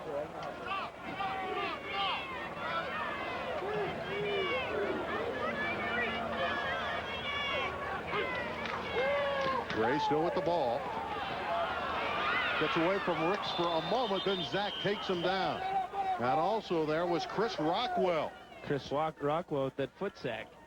First time all night, the Dogs have really put some pressure on Sean Gray, though, caused him to scramble. And the Dogs get their first sack of the evening. Zach Ricks holding up to the inside. You see Chris Rockwell coming around here. Get him with the old leg whip. That brings up a point, Kevin. That's a veteran defensive line. That's an area where the Bulldogs will have to recruit in the offseason. Definitely. You've got Chris Rockwell, Demetrius Edwards, Jamie Bennett of the youngsters coming back. Now they're after him again, and that one's thrown away. Looked like it was a tackle eligible. Ineligible man downfield. Yeah, here comes the flag. Very, very, very late. I was wondering why he's a little large to miss right in front of the referee. Well, he's their best runner. It's Villarreal, number 66. He's the guy that averages 20 yards a carry. Now, Dogs will have a decision here. They can make it 3rd and 17 if they want to turn this penalty down, or if they want to take it, it'll make it 2nd about 27. Well, Villarreal is the guy. With that good a pass rush, you got to figure they were trying to do a screen pass. Great job by, I think, Chris Peters getting in the back. Turn around and catch that. Show some athleticism. Jesse. Come on, big guy. It's not Jesse. You know the Fumblerooski's coming. Fumblerooski's got to be happening here pretty quick.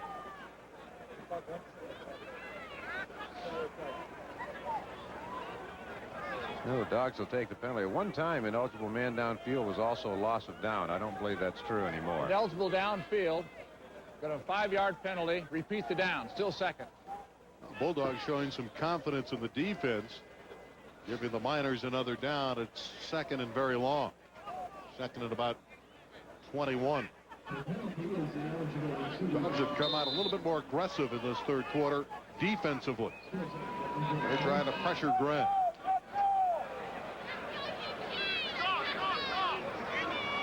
Back at the 11-yard line. That's where the Miners are.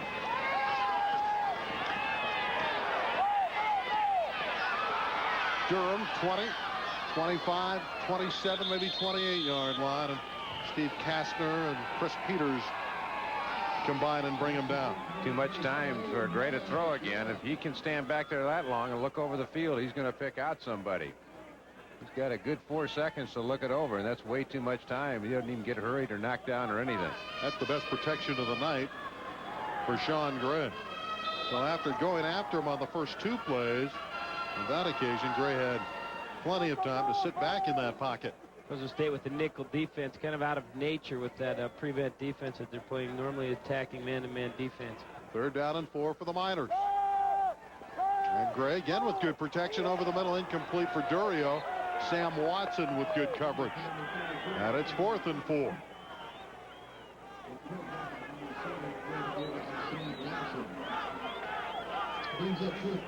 So a punting situation.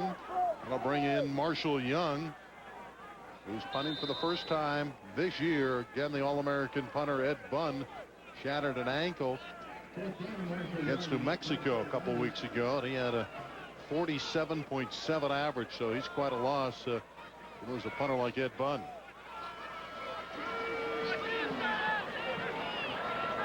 .29 left in the 3rd quarter. The Dogs leading 29-6. And Young, not a good kick off the side of the foot. It rolls laterally to the 41 or 2-yard line. They'll spot it at the 41. 11:16 left in the 3rd. The Dogs are still holding on by 29-6 here at the Sun Bowl in El Paso.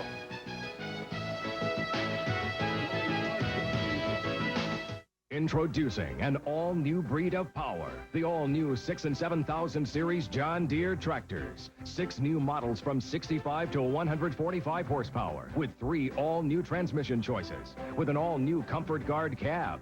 New engine torque and lugging ability. New high-capacity hydraulics. Introducing John Deere's all-new breed of power. Now available at your John Deere dealer.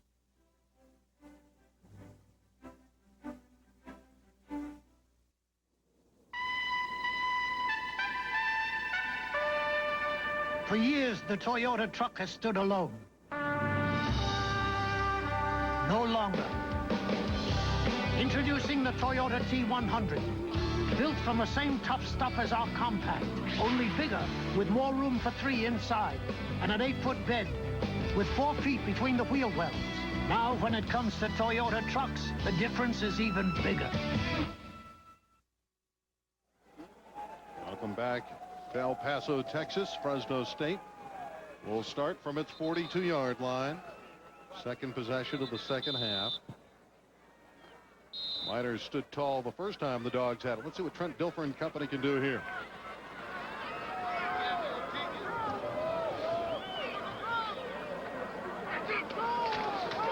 Play action. For Malcolm Sebron, a little bit too tall. And when you throw it that way, the receiver will get punished, and a pretty good look by Hooks. Well, we'll just get into the mind of Trent Dilfer a little bit. The last throw that he threw outside like that was almost intercepted for a 100-yard interception for a touchdown. So Trent's got to get that confidence back that he had early, start driving the ball and hitting those receivers. Well, Sebron has got a touchdown at 9 out of the last 10 Fresno State games. One game he didn't score a touchdown catching the ball was against the University of Hawaii. 9 out of the last 10. He also did not catch one against Pacific in the opener. That's a good throw by Dilfer for a first down. Confidence builder there to Charlie Jones, who's been his favorite target tonight. I tell you, for whatever reason, maybe it's Charlie's speed, but the DBs of UTEP have really given him a big cushion, whereas Malcolm Sebron, Hooks has been playing him nose to nose, and Malcolm doesn't really have a catch all night. But Charlie Jones, they must really respect his speed because they're laying way off him. Well, Lee Harris is in, and Charlie Jones trots off the field of play. Imagine being a coaching staff getting ready to play Fresno State. Well, this receiver runs 4-4. This one runs 4-4-5. And off to Rivers, running wide. Breaks a tackle, 40, 35, 30, 25, 20. Rivers, one man to beat at the 10 to the 5. Rivers, touchdown, Fresno State. What a great run by Ronnie Rivers. Got some blocks, but he did a lot on his own. Ronnie Rivers must have broken about 5 tackles along the way. Well, also on that scattering report is they've got this running back named Ronnie Rivers, and if you don't wrap up and tackle, he's going to make a lot of problems for you. Here, Ronnie. All right, thought you got you. 1, 2, 3, 4. Is there one more? He broke 4. That guy got a hand on him. 4 and a hand. 4 and a hand. Well, Rivers rushed for 2 touchdowns at San Diego State last week, included an 80-yarder. That one was 41 yards. He's rushed for 2 tonight. at 9 on the year. And another point for the Bulldogs, who have built a 36-6 lead. It was so pretty. Let's take another look at the work of one Ron Rivers. We won't count the tackles for you this time. There's not anybody, so better at carpet upholstery bringing the 10 more and more. Pretty good cut there and wiggling away from hooks. Lee wanted to grab him. See the great effort of Baron Wortham, who was out of the play. Their all-conference player, but Rivers had already beaten the field and scored easily after breaking the tackle try of hooks outside the 10. So Fresno State with 36 on the board, and that should give them, by our calculation, the NCAA scoring championship. And still almost the entire second half to play. Gosh, we've had 3 drives in this half, one by Fresno State, one by UTEP, and another by Fresno State, and we've eaten a whole 4:27 off the clock. Fresno State about to become only the 8th team ever to win back-to-back scoring championships nationally. And BYU is the only team to win 3 in a row. And Mahoney kicks it to Rogers, who will come out of the end zone. Sam Rogers, and the freshman is loose. That's a pretty good effort by Sam Rogers to the 36-yard line. A 37-yard return, and he's elated. Great effort, boy. You have to be fearless to get back there.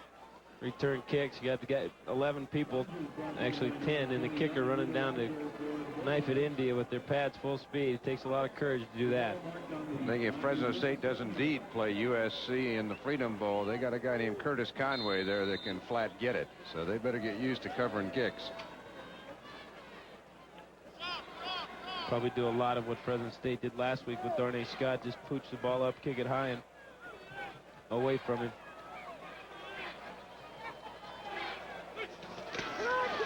And it'll be Miles in the middle, and again, the Bulldogs able to shut that down. Wendell Valentine making a charge from his outside backer spot. Randy, I'm just wondering, and again, I saw UTEP play earlier this year with a lot of razzle-dazzle, especially in their slot back. Maybe all the injuries to their slot backs, they just feel they can't go to the trickery with the young players they have, maybe working out of position. But they've been very, very basic tonight. Nothing tricky at all. Really, Miles has been the go-to guy with 15 carries.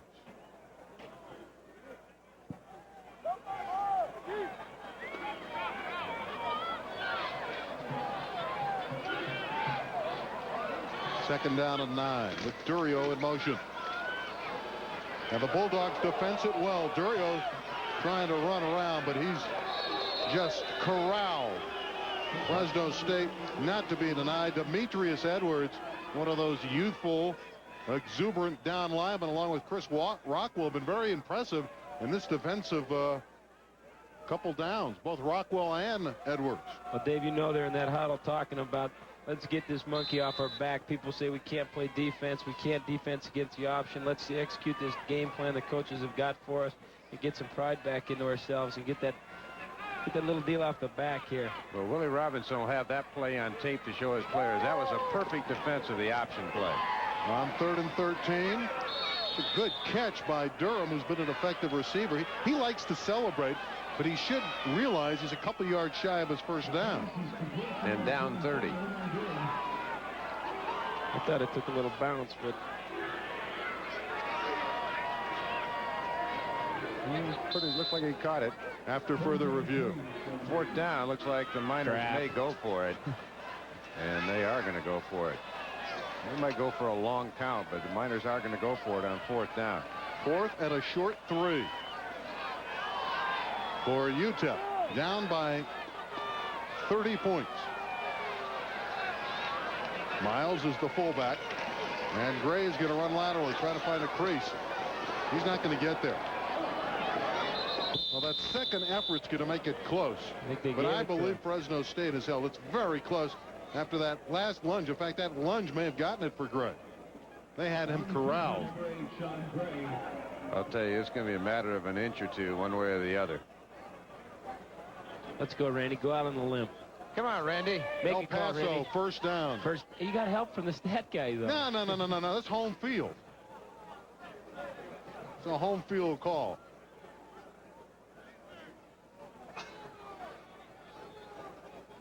Who is this stat guy?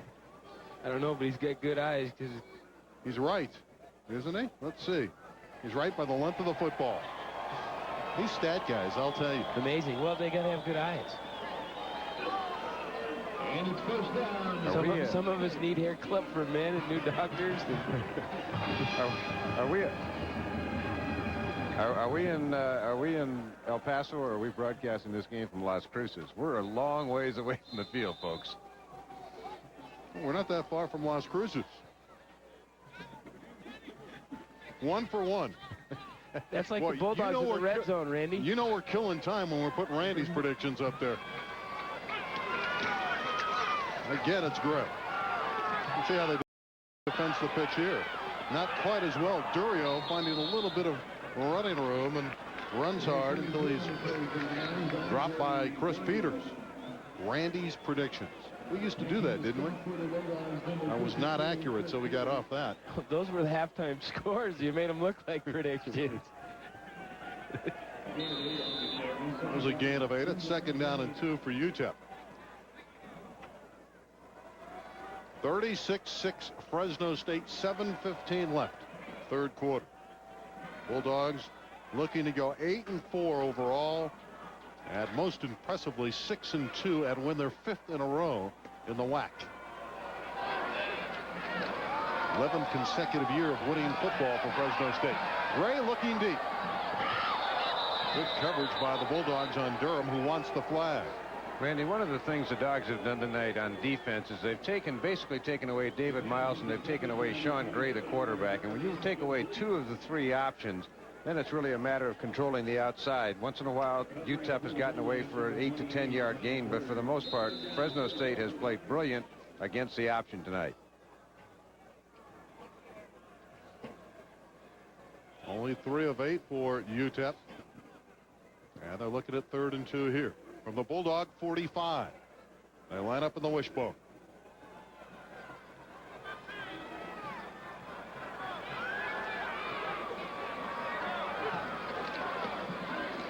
Gray again on that late pitch. They're going to have to do on 4th down again because they didn't get it. No gain at all.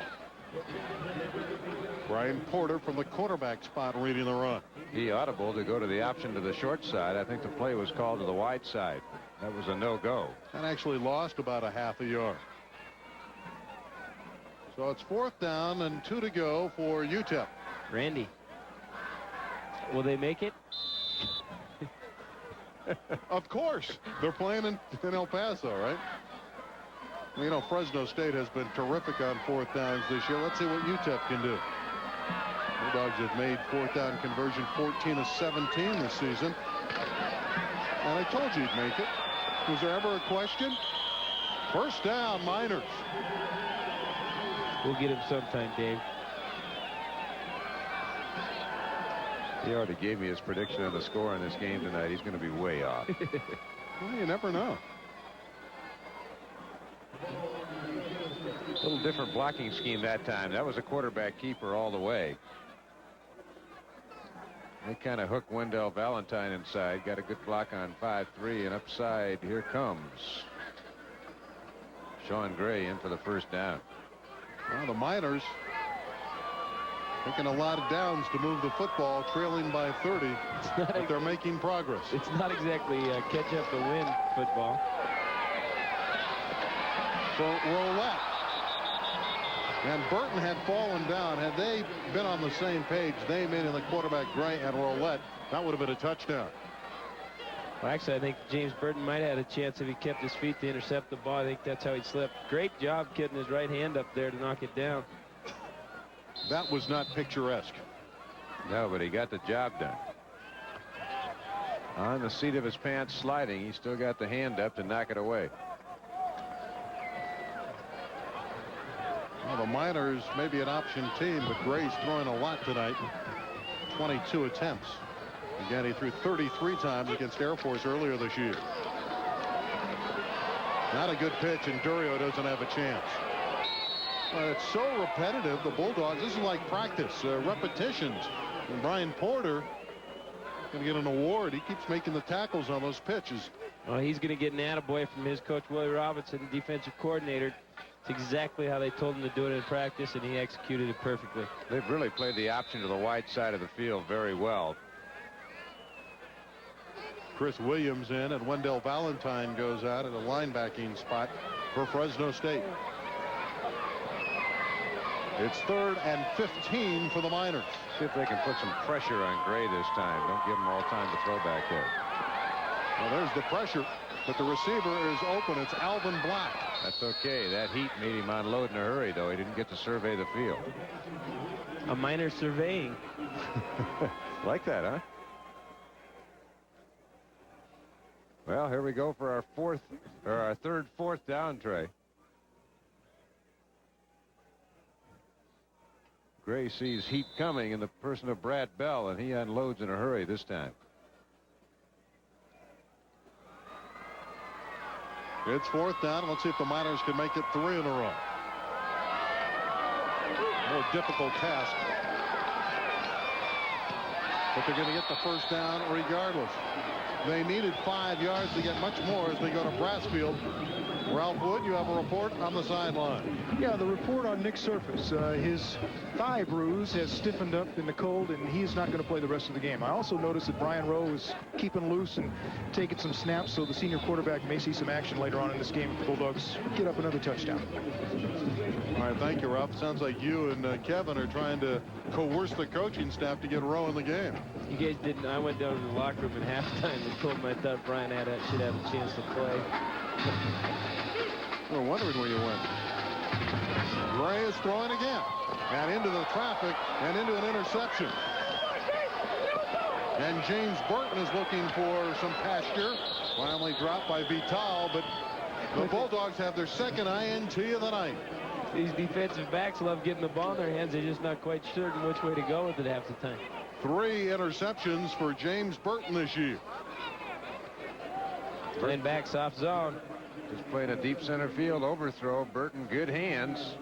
James thinks he sees an opening, and he goes, uh-oh, that's blocked off. I think I'll go right and see if I can get a picket fence or a wall out there on the outside, but too many orange jerseys. Whoa. Okay, James. Nice interception, though.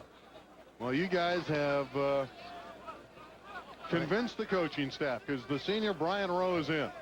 And Trent Dilfer's job for the night is apparently done. Anthony Daigle is upended for a short game. Yet another formation by Fresno State running out of the eye that time. I'll tell you what, if you're a defensive coordinator playing against Fresno State, you've got to find a way to defense everything. 1 back, 3 back, great goal line. They got the entire package offensively. Well, Kevin, we've kidded a little bit about Brian Rowe, but he's a pretty good quarterback. Brian Rowe's an excellent quarterback, and it's been unfortunate for him in his career at Fresno State that he played behind an excellent player in Mark Barsotti and then has the super talent in front of him, Trent Dilfer. But he's been a great team player. He's done an excellent job holding on extra points, and he's been a good leader for the Bulldogs. And Rowe's first pass of the night instead is going to be a run. He wanted to throw it, but the Miners too tough, and Barry Wortham. Oh, he's tough. Dave, he's from Tulare. Tulare, I know that. So the Baron Wortham, watch him react to Rowe. Watch number 57. He is by far and away the most impressive of the Miner players defensively. Leads the whack and tackles, all whack first team.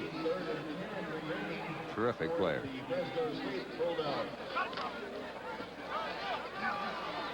Third down and 10 for Fresno State.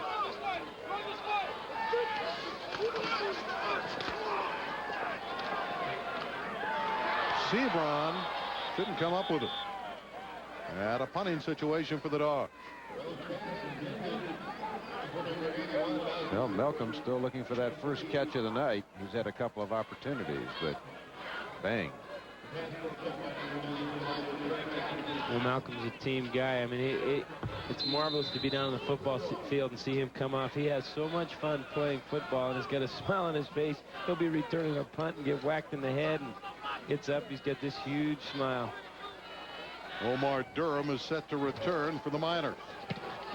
Went for the block. Not one of Derek Mahoney's more impressive punts of the year, but he doesn't care because the Dogs are up by 30.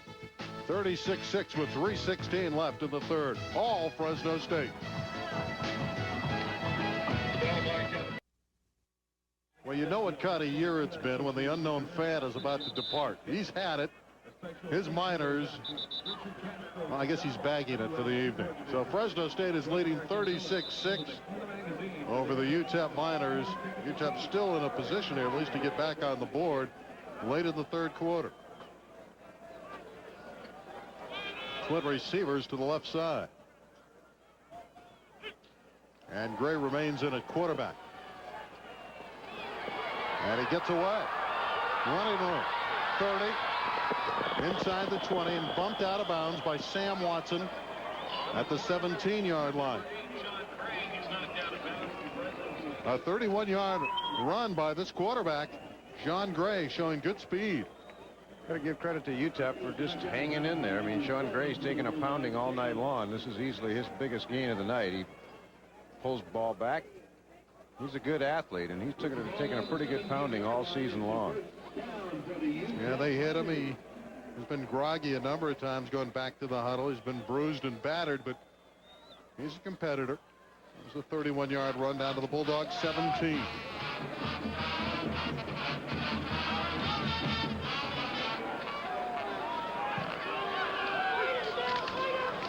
And it's the fullback for the first time tonight, Patrick Bailey, carrying the ball.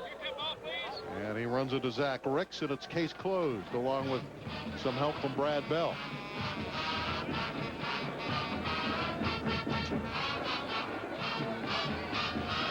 Final 2:45 of the third quarter. Bulldogs clinging to a 36-6 advantage. Healthy advantage at this stage, but the Miners trying to dent that total. And they line up in the wishbone.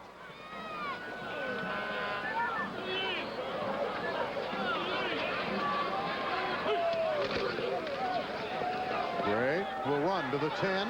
Cuts back at the 5. Down to the goal line. And he's not in the end zone. He's down inches shy. Nice run again by quarterback Sean Gray. It's first and inches for a UTEP touchdown. First down, UTEP, first and goal for the Miners from the Fresno 1. Chris Peters gets wiped out. So does Johnny Johnson. Nice cutback by Gray. He's right at the wall. Notre Dame has beaten USC tonight in Southern California 31-23. You know, the Fighting Irish have won the last 10 games now between USC and Notre Dame. Hard to believe with those two storied traditions that one team could win 10 in a row. Miners looking to score.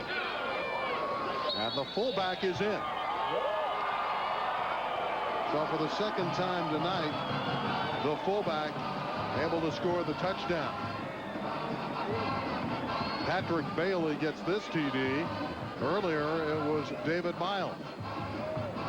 Take a look at number 29. He's going to carry it in. He paid, but he made it.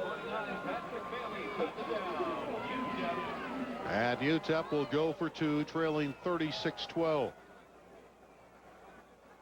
Bulldogs perhaps played their best defensive game of the year against Louisiana Tech. They held them to 14. Miners trying to put 14 on the board here with a 2-point try.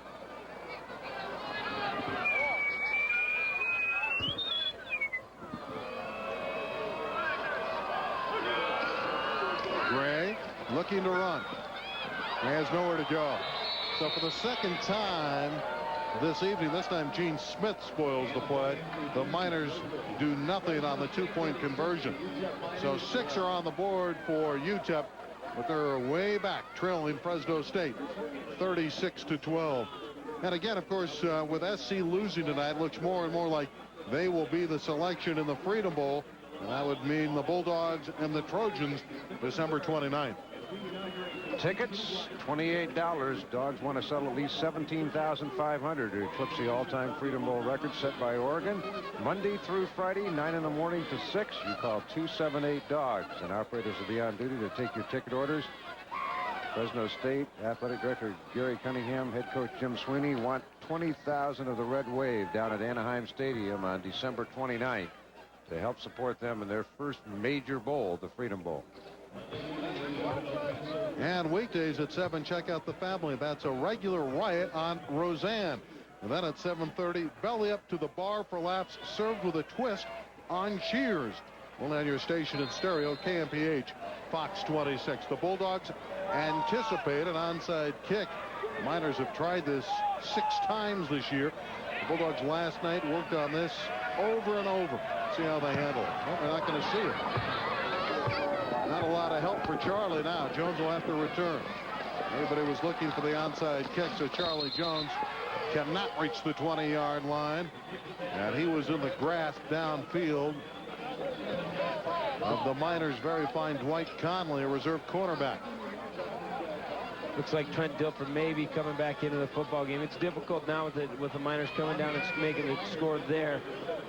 Trent's been in the game with the first half and the beginning of the third quarter. Has a great feeling of it. Had an excellent game so far. You see 11 of 15. They're going to keep going. He's back. He's like Freddy Krueger going after the records. Well, he's my idol. I say it all along, and there's nobody I would rather have a break than Trent. So. And off it's Rivers. Boy, he is slippery, isn't he? Out to the 27-yard line. Terrific vision, too. Vision, balance, strength. And a pretty good offensive line that's doing a heck of a job knocking some holes in there for him. Kevin, you've seen him all year long. He started slowly, didn't have the numbers he had a year ago, and suddenly he's burst on the scene in recent weeks, and he has a shot at a 1,000-yard season. He has a shot at 1,000 yards. I think what was really bothering Ronnie most for the whole year was he hadn't really busted that long run up until last week in the biggest game of his life, probably against the San Diego State. Makes that 80-yard run. It was big for him. He has 908 yards to this point.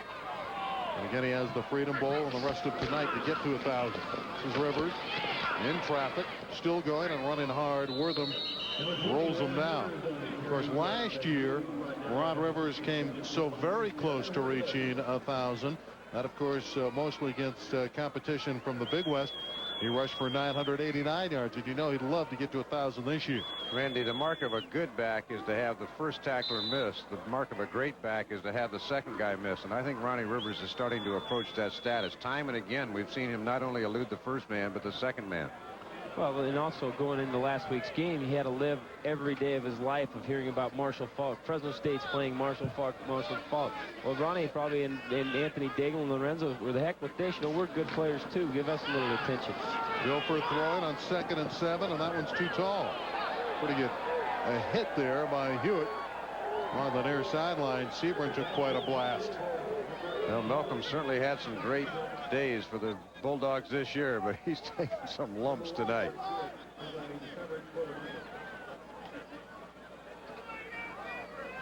.28 seconds left in the third quarter. It'll be 3rd down and 7 for the Bulldogs.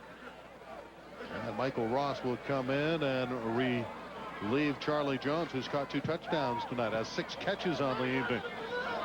See what Michael Ross can do. I don't believe Michael's caught a ball tonight either.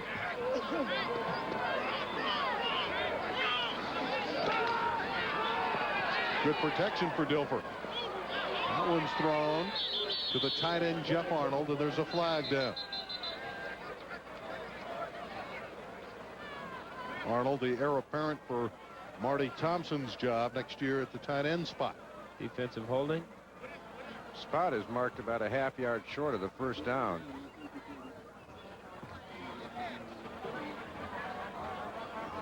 Officials are conferring. Of course, referee is Guy Gibbs tonight, and he will sort out this penalty. Decision now for the Miners. It's 4th and short. Kind of late flags for the offsides. Yeah, I think it was an alignment problem. Bulldogs might have not had 7 men on the line of scrimmage. Now, if you're the Miners, do you take the penalty, give Fresno State another down? I think they're going to do that. At least the Bulldogs are reacting that way because they've backed up.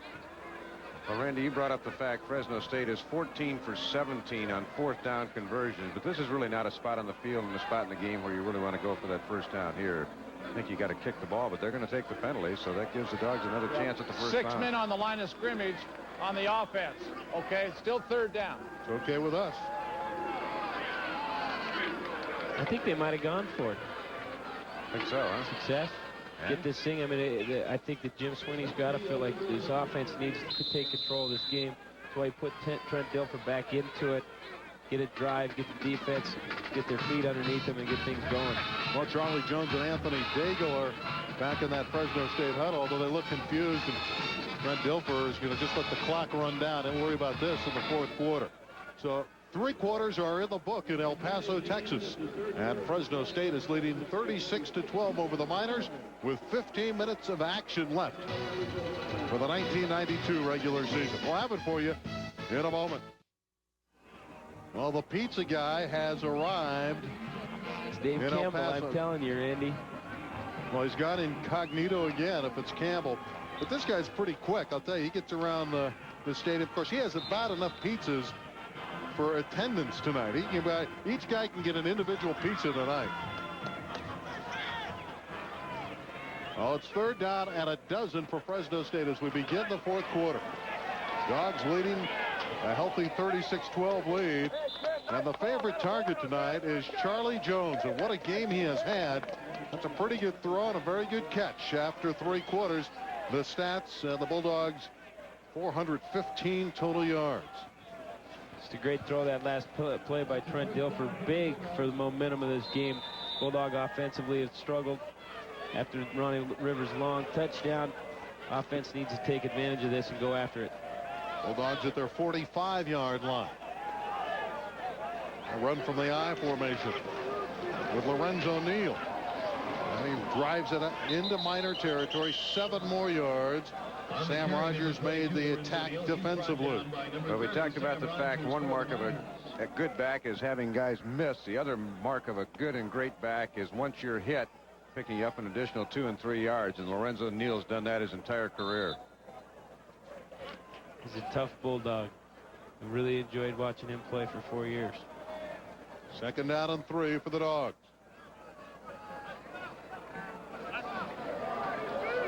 Again from the I. Jamie Christian has entered the fullback spot. He's blocking, and Daigle is running and running well to the Miner 36-yard line. 1st down, Fresno State. The tackle from Larry Davis of the Miners. Good recovery there by Anthony Daigle. The ball bounced off his chest when he got the pitch from Trent. Anytime Jamie Christian's in, he usually delivers a pretty good blow. You see the lead block, it springs Daigle. Into the pocket, huh? 1 minute expired in the fourth quarter. 15 to play. Fresno State is nursing a 36-12 lead, looking for more.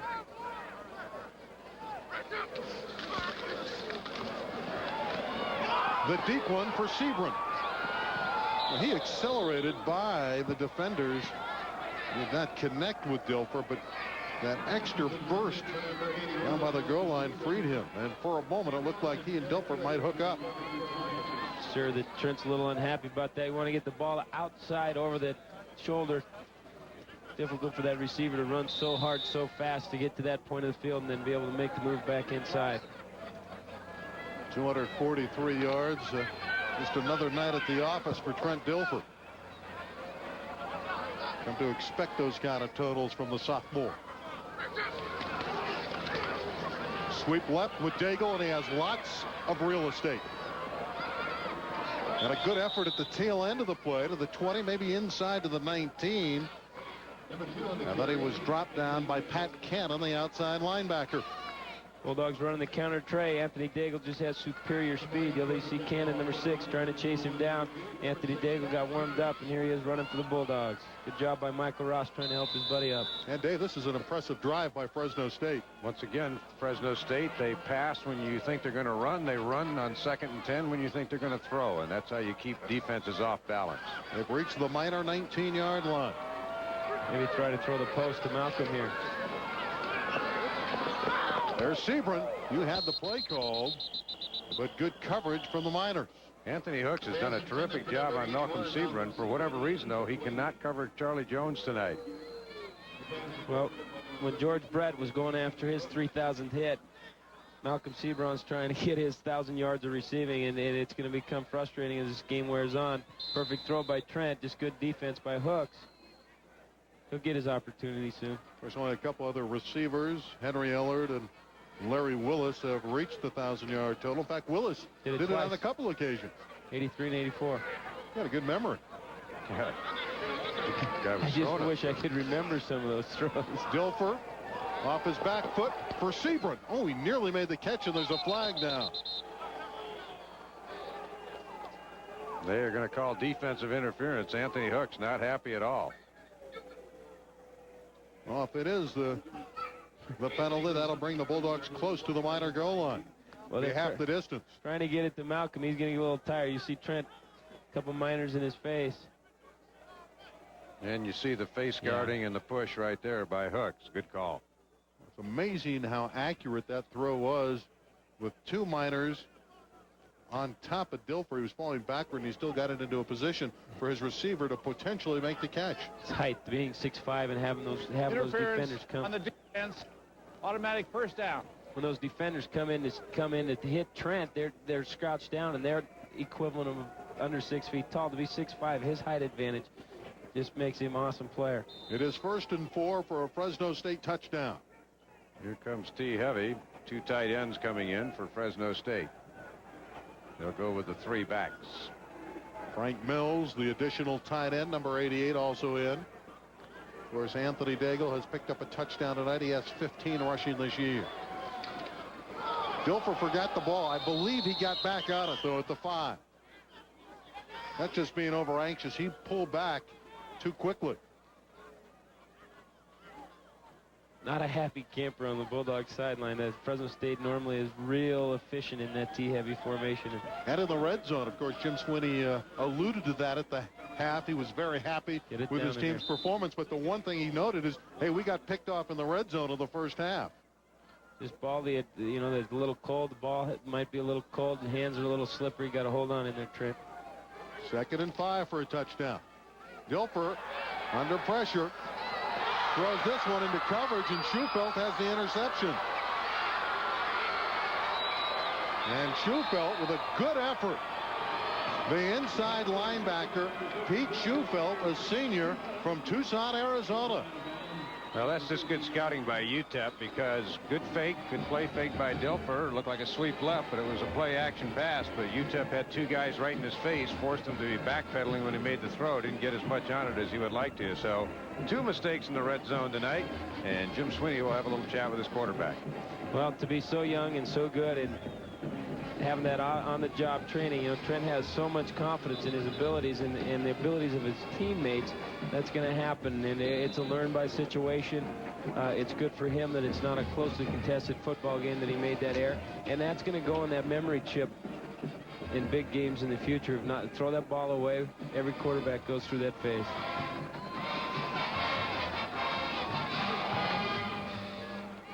And Gray looking long on first down for Roulette, who had split the defense, and he was behind Johnny Johnson. Well, anytime you have a team down and you give them an opportunity to keep on keeping on and let them think they're in this football game, they're going to continue to try to make big plays.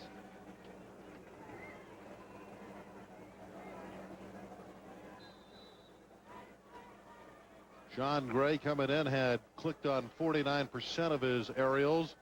Better than 1,000 yards, 2 touchdowns, and 6 interceptions before tonight. He's been picked off twice by the Bulldogs. He has not thrown a touchdown. Both the minor scores, each of the fullbacks taking it in from short distance. And that's the plunge. That's the play that they've utilized the most. This time Patrick Bailey carries for UTEP. And Wendell Valentine, after the 4-yard run, puts him down. Tackle made by number 43. And down by this healthy total, I don't know that I'd be running the Belly series. Never could quite understand it. I'll never forget watching when Troy Aikman was at UCLA, and I think they were playing Oklahoma or something, and were down late at the game, and they kept going play action pass every time. And you're down by 21 points here. Here UTEP's down by 24 points. You got to throw the football upfield. Especially on 3rd and 6. Flip receivers to the left side for Gray.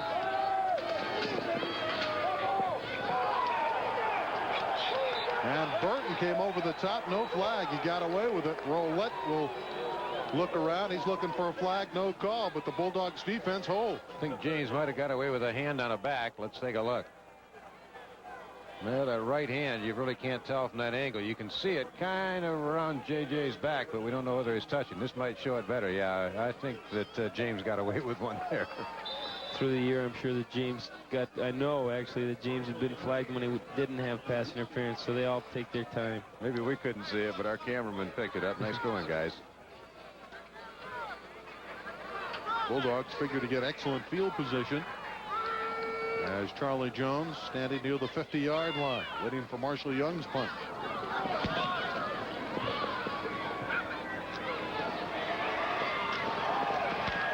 The picket wall to the near side, and he's to the 40-yard line of the Miners.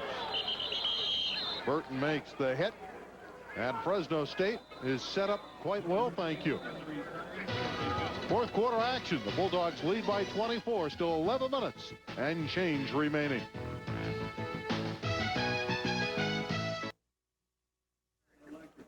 And the Sun Bowl has emptied out, but we want to fill Anaheim Stadium December 29th for the Freedom Bowl and call 278 Dogs. Again, make that call Monday through Friday. What is it, open 9 to 6? Those aren't quite bankers hours, but 9 to 6 are pretty good hours. Make the call. Let's break that record that Oregon set a few years back. Fresno State trying to move from just outside the 40-yard line of the Miners. And that play, negative yardage for Anthony Daigle. A couple of toss sweeps have not gone, especially to the short side tonight, but most everything else in the Bulldog offensive arsenal has worked. Well, quite candidly, Dave, the Dogs scored 22 in the first quarter, showing great poise, great enthusiasm, and since then it's been very workmanlike. Well, it's kind of been typical of the Bulldog season. Great beginnings. They've outscored their opponents 180+ to 66 in the first quarter, and it's been pretty even the rest of the game. Brian Rowe, who's back in there, dumps it off to Daigle. And Anthony Daigle with some very nifty running inside the 30 to the 29, and a first down for Fresno State. There you had it, Dave, talking about good backs and making that first tackler miss, and Anthony Daigle just did that and scampered up the sidelines. Well, when you have three backs that come in, and with their yardage tonight, probably up near the 2,400-yard mark, over 30 touchdowns scored between three backs, you got a wealth of talent. The only one the Dogs lose, Lorenzo Neal, is the only skill position player they lose next year. And Rowe handed it off to Daigle. He has a gaping hole, and Daigle to the 15, to the 10-yard line. And rolled down by Sam Rogers. Anthony Daigle. You take a look at all these running backs. You're impressed. You think Rivers is the best. You think Neal's the best. Then you see Daigle. Just getting an opportunity. Anthony's the touchdown guy on this team, and here he is in the fourth quarter getting the groundwork for the Bulldogs. Just a great arsenal of offensive weapons with that receiving core of 5 receivers, Trent Dilfer himself, and then the 3 running backs. Just an awesome offense, and that's what's equated to national championship in terms of scoring offense. Let's see if they can get it in from the red zone again. Remember, the red zone is 20 yards and in. The opponent's 20 and in. The deep pitch to Daigle. I think at the 5. He's going to get in. Yeah. I think they might score. Yeah, I think he got in. Another touchdown for AD. 16 on the year. He's ahead of Marshall Faulk. But we don't know what Marshall Faulk has done against Miami, or even if he's playing. Well, you talk about some wipeout blocks. I mean, Anthony Daigle splits the seam, and I mean, you could drive a Mack truck through that one. Anthony Daigle with more touchdowns than Marshall Faulk, and the Bulldogs are leading 42-12. And Fresno State again above the 40 plateau. Make it 43. 9:50 left. Guy Gibbs tell us there's a timeout on the field, and the Bulldogs have enhanced that total again, leading by a healthy 31.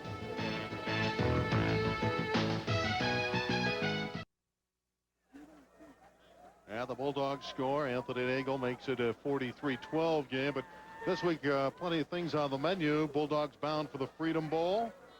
Hoops on Tuesday against Cal State Northridge at Selland Arena.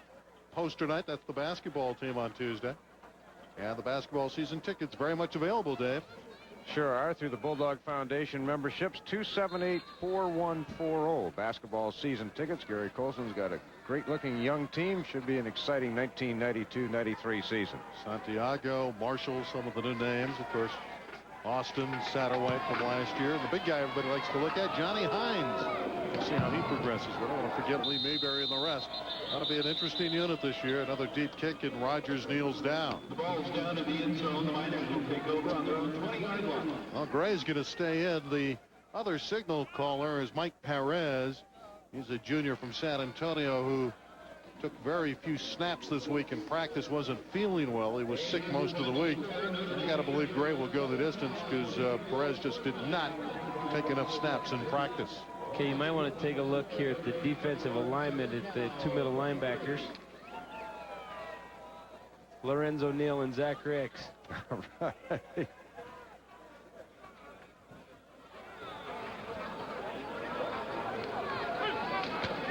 And Gray peeling back, looking to throw. Here comes Lorenzo. Nice effort by Gray. Lorenzo Neal and Zach Ricks, their whole 4 years here together, have wanted to come in and play. Their dream was to be able to line up and play linebacker together. They wrestled for the high school state champion heavyweight championship, and they're lining up now, holding hands in the huddle and saying, okay, let's go after these guys. Lorenzo, yes, Randy, that is Lorenzo, middle linebacker, and Zach I'm like also. stunned. I can't believe it. Well, the new two-way player is Lorenzo Neal. And for Zach Ricks, I guess in his senior year, why not try a new position on the final regular season game? Well, we've seen him run the ball and explode into defenders. Here he is, looking like Mike Singletary. You know, his eyes are all wide. He's ready to go. Step up, hit the guard. Oh, my. Pretty good block. He's got to make the tackle now. He did his job. Talked about Lorenzo's versatility on offense. Not only a ball carrier, a blocker, and a pass receiver. Now he's going to show people he can play linebacker as well.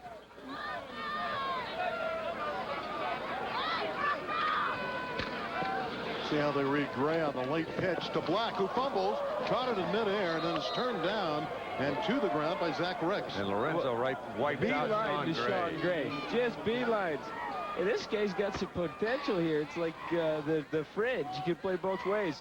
Strikes down the line, explodes through the quarterback, lowers his hips. Well, Jim Sweeney told him it was a four-quarter football game. How fun would that be?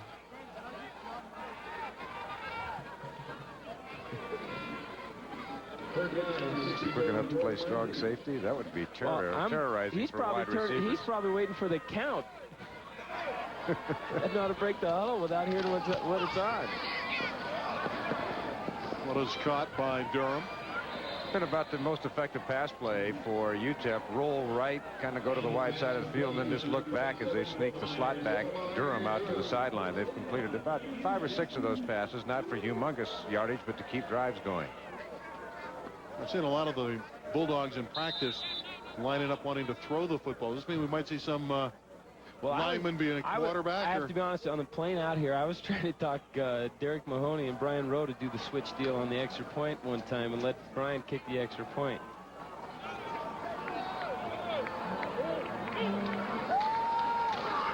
Gray again looking to throw. Alvin Black, that's a nice catch inside the 30. Bulldog said he dropped it. Officials don't agree. They say he's down with a first down inside the dog 30 to the 29. Gray just rolls a little bit right, hits a receiver running up the middle of the field wide open. Yeah, that was a good catch. He lost it when he hit the ground. He had it secured. 7:45 left in the game. Fresno State 43, UTEP 12. Over 200 yards in the air tonight for Sean Gray. Been picked off a couple times this evening. Brian Porter has an interception, and James Burton.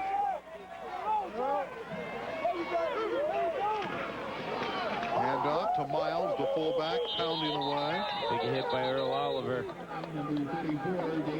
Also Jamie Bennett, another one of those reserve defensive linemen who figure to be in the rotation next year in the mix. I've been impressed with the backup defensive lineman here tonight for Fresno State. I know the depth that really was a question mark. Correct. We got Fresno State's going to have to go out and recruit an impact player to play defensive line. JC guys. Rush. JC guys. People who are growing up and big and strong and can go out and compete on a day-to-day basis. Gray just softly throwing that one into the flat to Brassfield, number 5, who's been a major disappointment here. Chris Brassfield, he has not scored a touchdown. They thought he was going to be an all-world receiver. They had likened him to Reggie Barnett, who's now with the Detroit Lions, who played here, and he just has not gotten the job done to this point. Well, Gray has got to give him a better opportunity to run with the football there. There was a poor throw. Seems that when a guy's open that much in his zone defense, get it on his numbers and let him move it around. And Gray still with the football, the late pitch. Pretty good pop again by Zach Ricks. The middle linebacker. That's a lot of body running down the field. But you'll see that Sean Gray at the blind pitch here when he releases the ball. Here comes big 95. Ooh. We gave Zach the credit, and it was Sam Watson. Well, Ricks was there, too. Out of the Bulldog 18. Pretty good drive here, even though it's mop-up time for the Miners. Just trying to pad on their statistical totals at this juncture.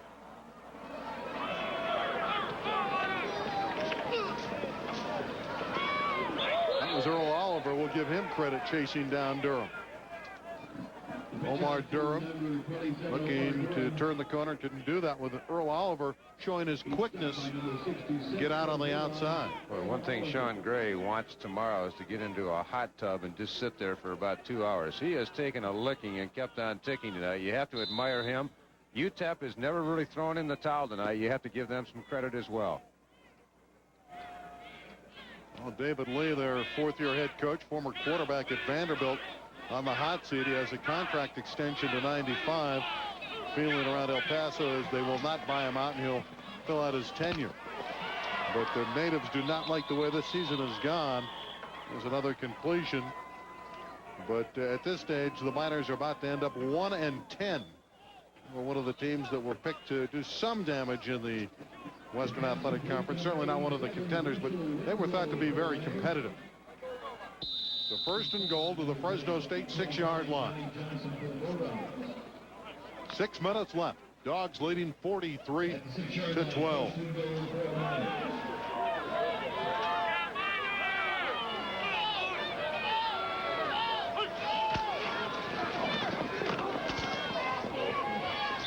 Gray inside the 5-yard line with Chris Rockwell making the hit. Earl Oliver's now at middle linebacker.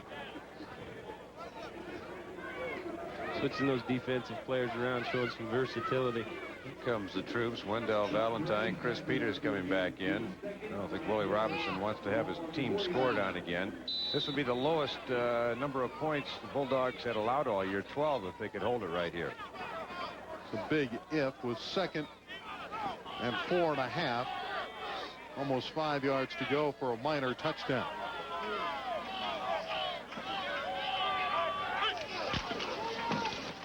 And it's Miles slugging it down to the 1.5-yard line. Now, one thing about UTEP mentioned coming in, thought we might see some trickery. I mean, if they got any tricks, they've been saving them for the first 56 minutes of this football game. They have just been option, occasional pass play, a screen, a throwback to the weak side. There's been very little imagination in their offense tonight. Each team has 3 timeouts left in this game, but you get the feeling UTEP doesn't want to use those.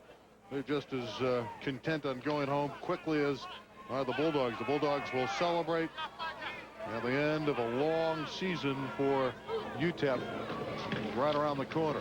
And Miles runs hard, and he gets into the end zone for the 2nd time tonight. That young man has played hard, and for his efforts, his 2nd touchdown of the evening.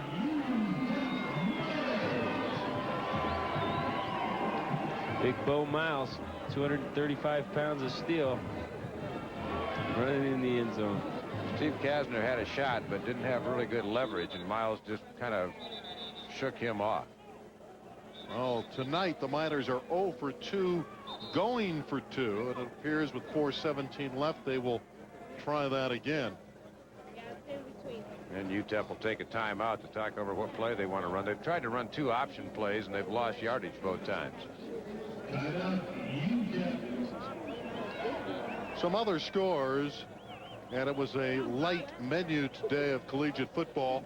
Number 3 Florida State over Florida, which was ranked number 6, 45-24. Another big game for Charlie Ward. And to Mark, Vanover returned 2 long kickoffs, put his team in a position to score. Notre Dame over USC, and Miami, ouch, the Aztecs feeling the effects of the loss to the Bulldogs. Georgia Tech falls to their rival, the other Bulldogs. Garrison Hurst had a big game, and Mississippi upset Mississippi State. 2 pretty good football teams, both bowl-bound, 17-10. Johnny Majors gets a win, came late over Vanderbilt, and Rice was killed by Houston as Jimmy Klingler threw for 613 yards and 7 touchdowns. In only 71 passes. But they didn't pour it on, Scott Johnson says over here. That's your quote. There was a lot of MISSI, SSI, PPVIs on there, huh? Mississippi State. Did you win a spelling bee when you were at Fresno State by chance? Potato. Potato. You could run for office if you misspell that. What was that class you took as a freshman? Oh, Rec 55. Thanks, Dave. That's a personal deal. Kevin says Rec 55. That play won't go. Well, the Bulldogs have wrecked the hopes of a minor upset tonight. Wasn't going to be, and Fresno State ahead 43-18, and we're waiting for the Miners' attempt at a 2-point conversion. More whistles down there. Come on, guys, let's get it on.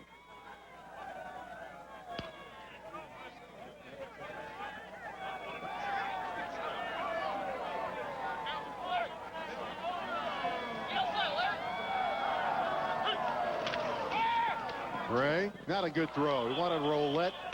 Coverage from James Burton. And the Miners 0 for 3 tonight on 2-point tries. They just have not been able to get it done. The Bulldogs too tough. 43-18, the Dogs.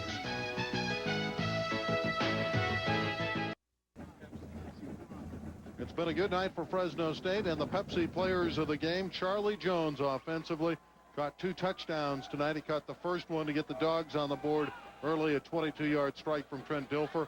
And defensively, Brian Porter, interception, made a lot of tackles, did a very good job, an effective job handling the pitch man. The Pepsi players of the game for Fresno State. And the onside kick, the Dogs covered easily. And again, that's a play that they worked on all last night in practice. Anthony Daigle, the right place at the right time. 4 minutes and 16 seconds away, and the Dogs in their first year in the Western Athletic Conference proudly can say they will be tri-champions. And those tri-running backs, Daigle, Rivers, and Neal, all effective tonight. Now you get James Allison, tailback. Pretty good running back on most teams. He'd be a starter. There goes James Allison. He's down, and the ball popped out, but a good gain for James Allison. Jamie Christian, the lead black in that eye back. And this will make the Bulldogs proud. All 3 at 6-2. Of course, they dropped a heartbreaking loss at Hawaii, 47-45. Big win over San Diego State and Air Force. All those teams, other than San Diego State, going to a bowl. 4 of the 5 going to the bowl. Fresno State's so close to being a 10-2 football team and the conference champion. Just a great achievement by all these players and coaches. It'll be a first down for the Bulldogs. And Fresno State going deep in the depth chart. Mike Berg. Chris Berg. Chris Berg. Get the last name right. Sorry, Randy. If you don't know the players, we're in trouble. Mike Berg was last year. Mike Berg was a line snapper and fullback. Number 37, right? That's right. And Chris Berg, the Oklahoma State High School wrestling champion. One of the Miners down. We should never like to see that. Bulldogs are leading here by 43-18. 3:27 left here in El Paso, Texas. Here is the bowl pictured. Nevada won the Big West their first year in. They win it, and they get Bowling Green. Holiday Bowl, Hawaii and Illinois, and BYU and Kansas will be on the island. Copper Bowl, Utah, first time in 28 years in a bowl against Washington State. Gator Bowl, NC State, their fine quarterback Terry Jordan against Georgia and Garrison Hurst. Penn State and probably Stanford. It's a probable one there. Stanford could, of course, still be an opponent of Fresno State. We'll have some more bowl matchups, potential bowl matchups after the next play. Bryant Rowe with the deep pitch. And Burke running hard. We approach 3 minutes left in this celebration now for Fresno State. Hancock Bowl has Baylor, which, by the way, is Fresno State's first opponent next year against Arizona. USC and the Bulldogs, most probable. And the Liberty Bowl, Mississippi, and another WAC team, Air Force. Elsewhere in the Independence Bowl, Oregon is surprising the Wake Forest team, which won 6 out of its last 7. Mississippi State and North Carolina, and Ohio State and Florida in the Citrus Bowl. There's still more. Tennessee versus Boston College, Fiesta Bowl, Colorado and Syracuse, the Rose Bowl, Michigan and Washington. They're going to give us all of them. We have one more group of bowls we want to show you. Up the middle. Another good run. This one from Jamie Christian. I promise you, this is it for the bowl picture. Florida State and Nebraska. Of course, the Seminoles really strong now at 10-1. Miami and Alabama probably for the national championship. And Texas A&M and Notre Dame. That is the likely bowl picture. And John Volek's team at Fresno City College will play in the Producers Dairy Bowl. And great achievement by those Fresno City College. Dallas and Buffalo will play in the Super Bowl. Guys, I do want to make a comment at this stage about the 1992 Fresno State team. This will be a team for the ages. The first year in the WAC, the people remember 25 years from now. They go into the league and they accomplish something that no one has ever been able to do. Finish on top of the WAC, even though there's company. There is company at the top. But this team will be remembered, much like the 77 team, for help building a stadium. This team is going to go down as an elitist team. Well, 6 weeks ago, or actually it would have been more than 8 weeks ago, Jim Sweeney said they would win their last 6 football games when they were down and out a little bit, and people with the doubting Thomases were no way. Well, they have won now 5 out of those last 6 and lost to Hawaii by 2 points over in the island. So yeah, they've won 5 in a row. If they win 6 in a row, it'll be at the Freedom Bowl as we come down on the concluding moments of this one. And Burke inside to the 15-yard line.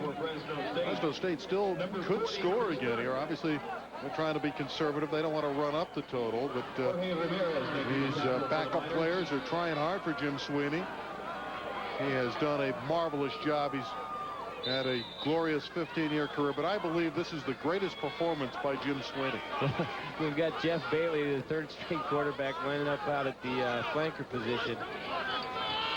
Rushing yards, well, they wanted to build on their halftime total, and they have, although you can subtract a couple there. I don't know that the Dogs will run another play. What would Coach say? He knows he's on camera now. He knows the camera's there. He's saying, get up on me for a moment. They're going to pick him up. I again believe this is Jim Sweeney's best coaching performance in his career. He has done a marvelous job. And the Bulldogs deserve this celebration, and Jim Sweeney deserves the ride.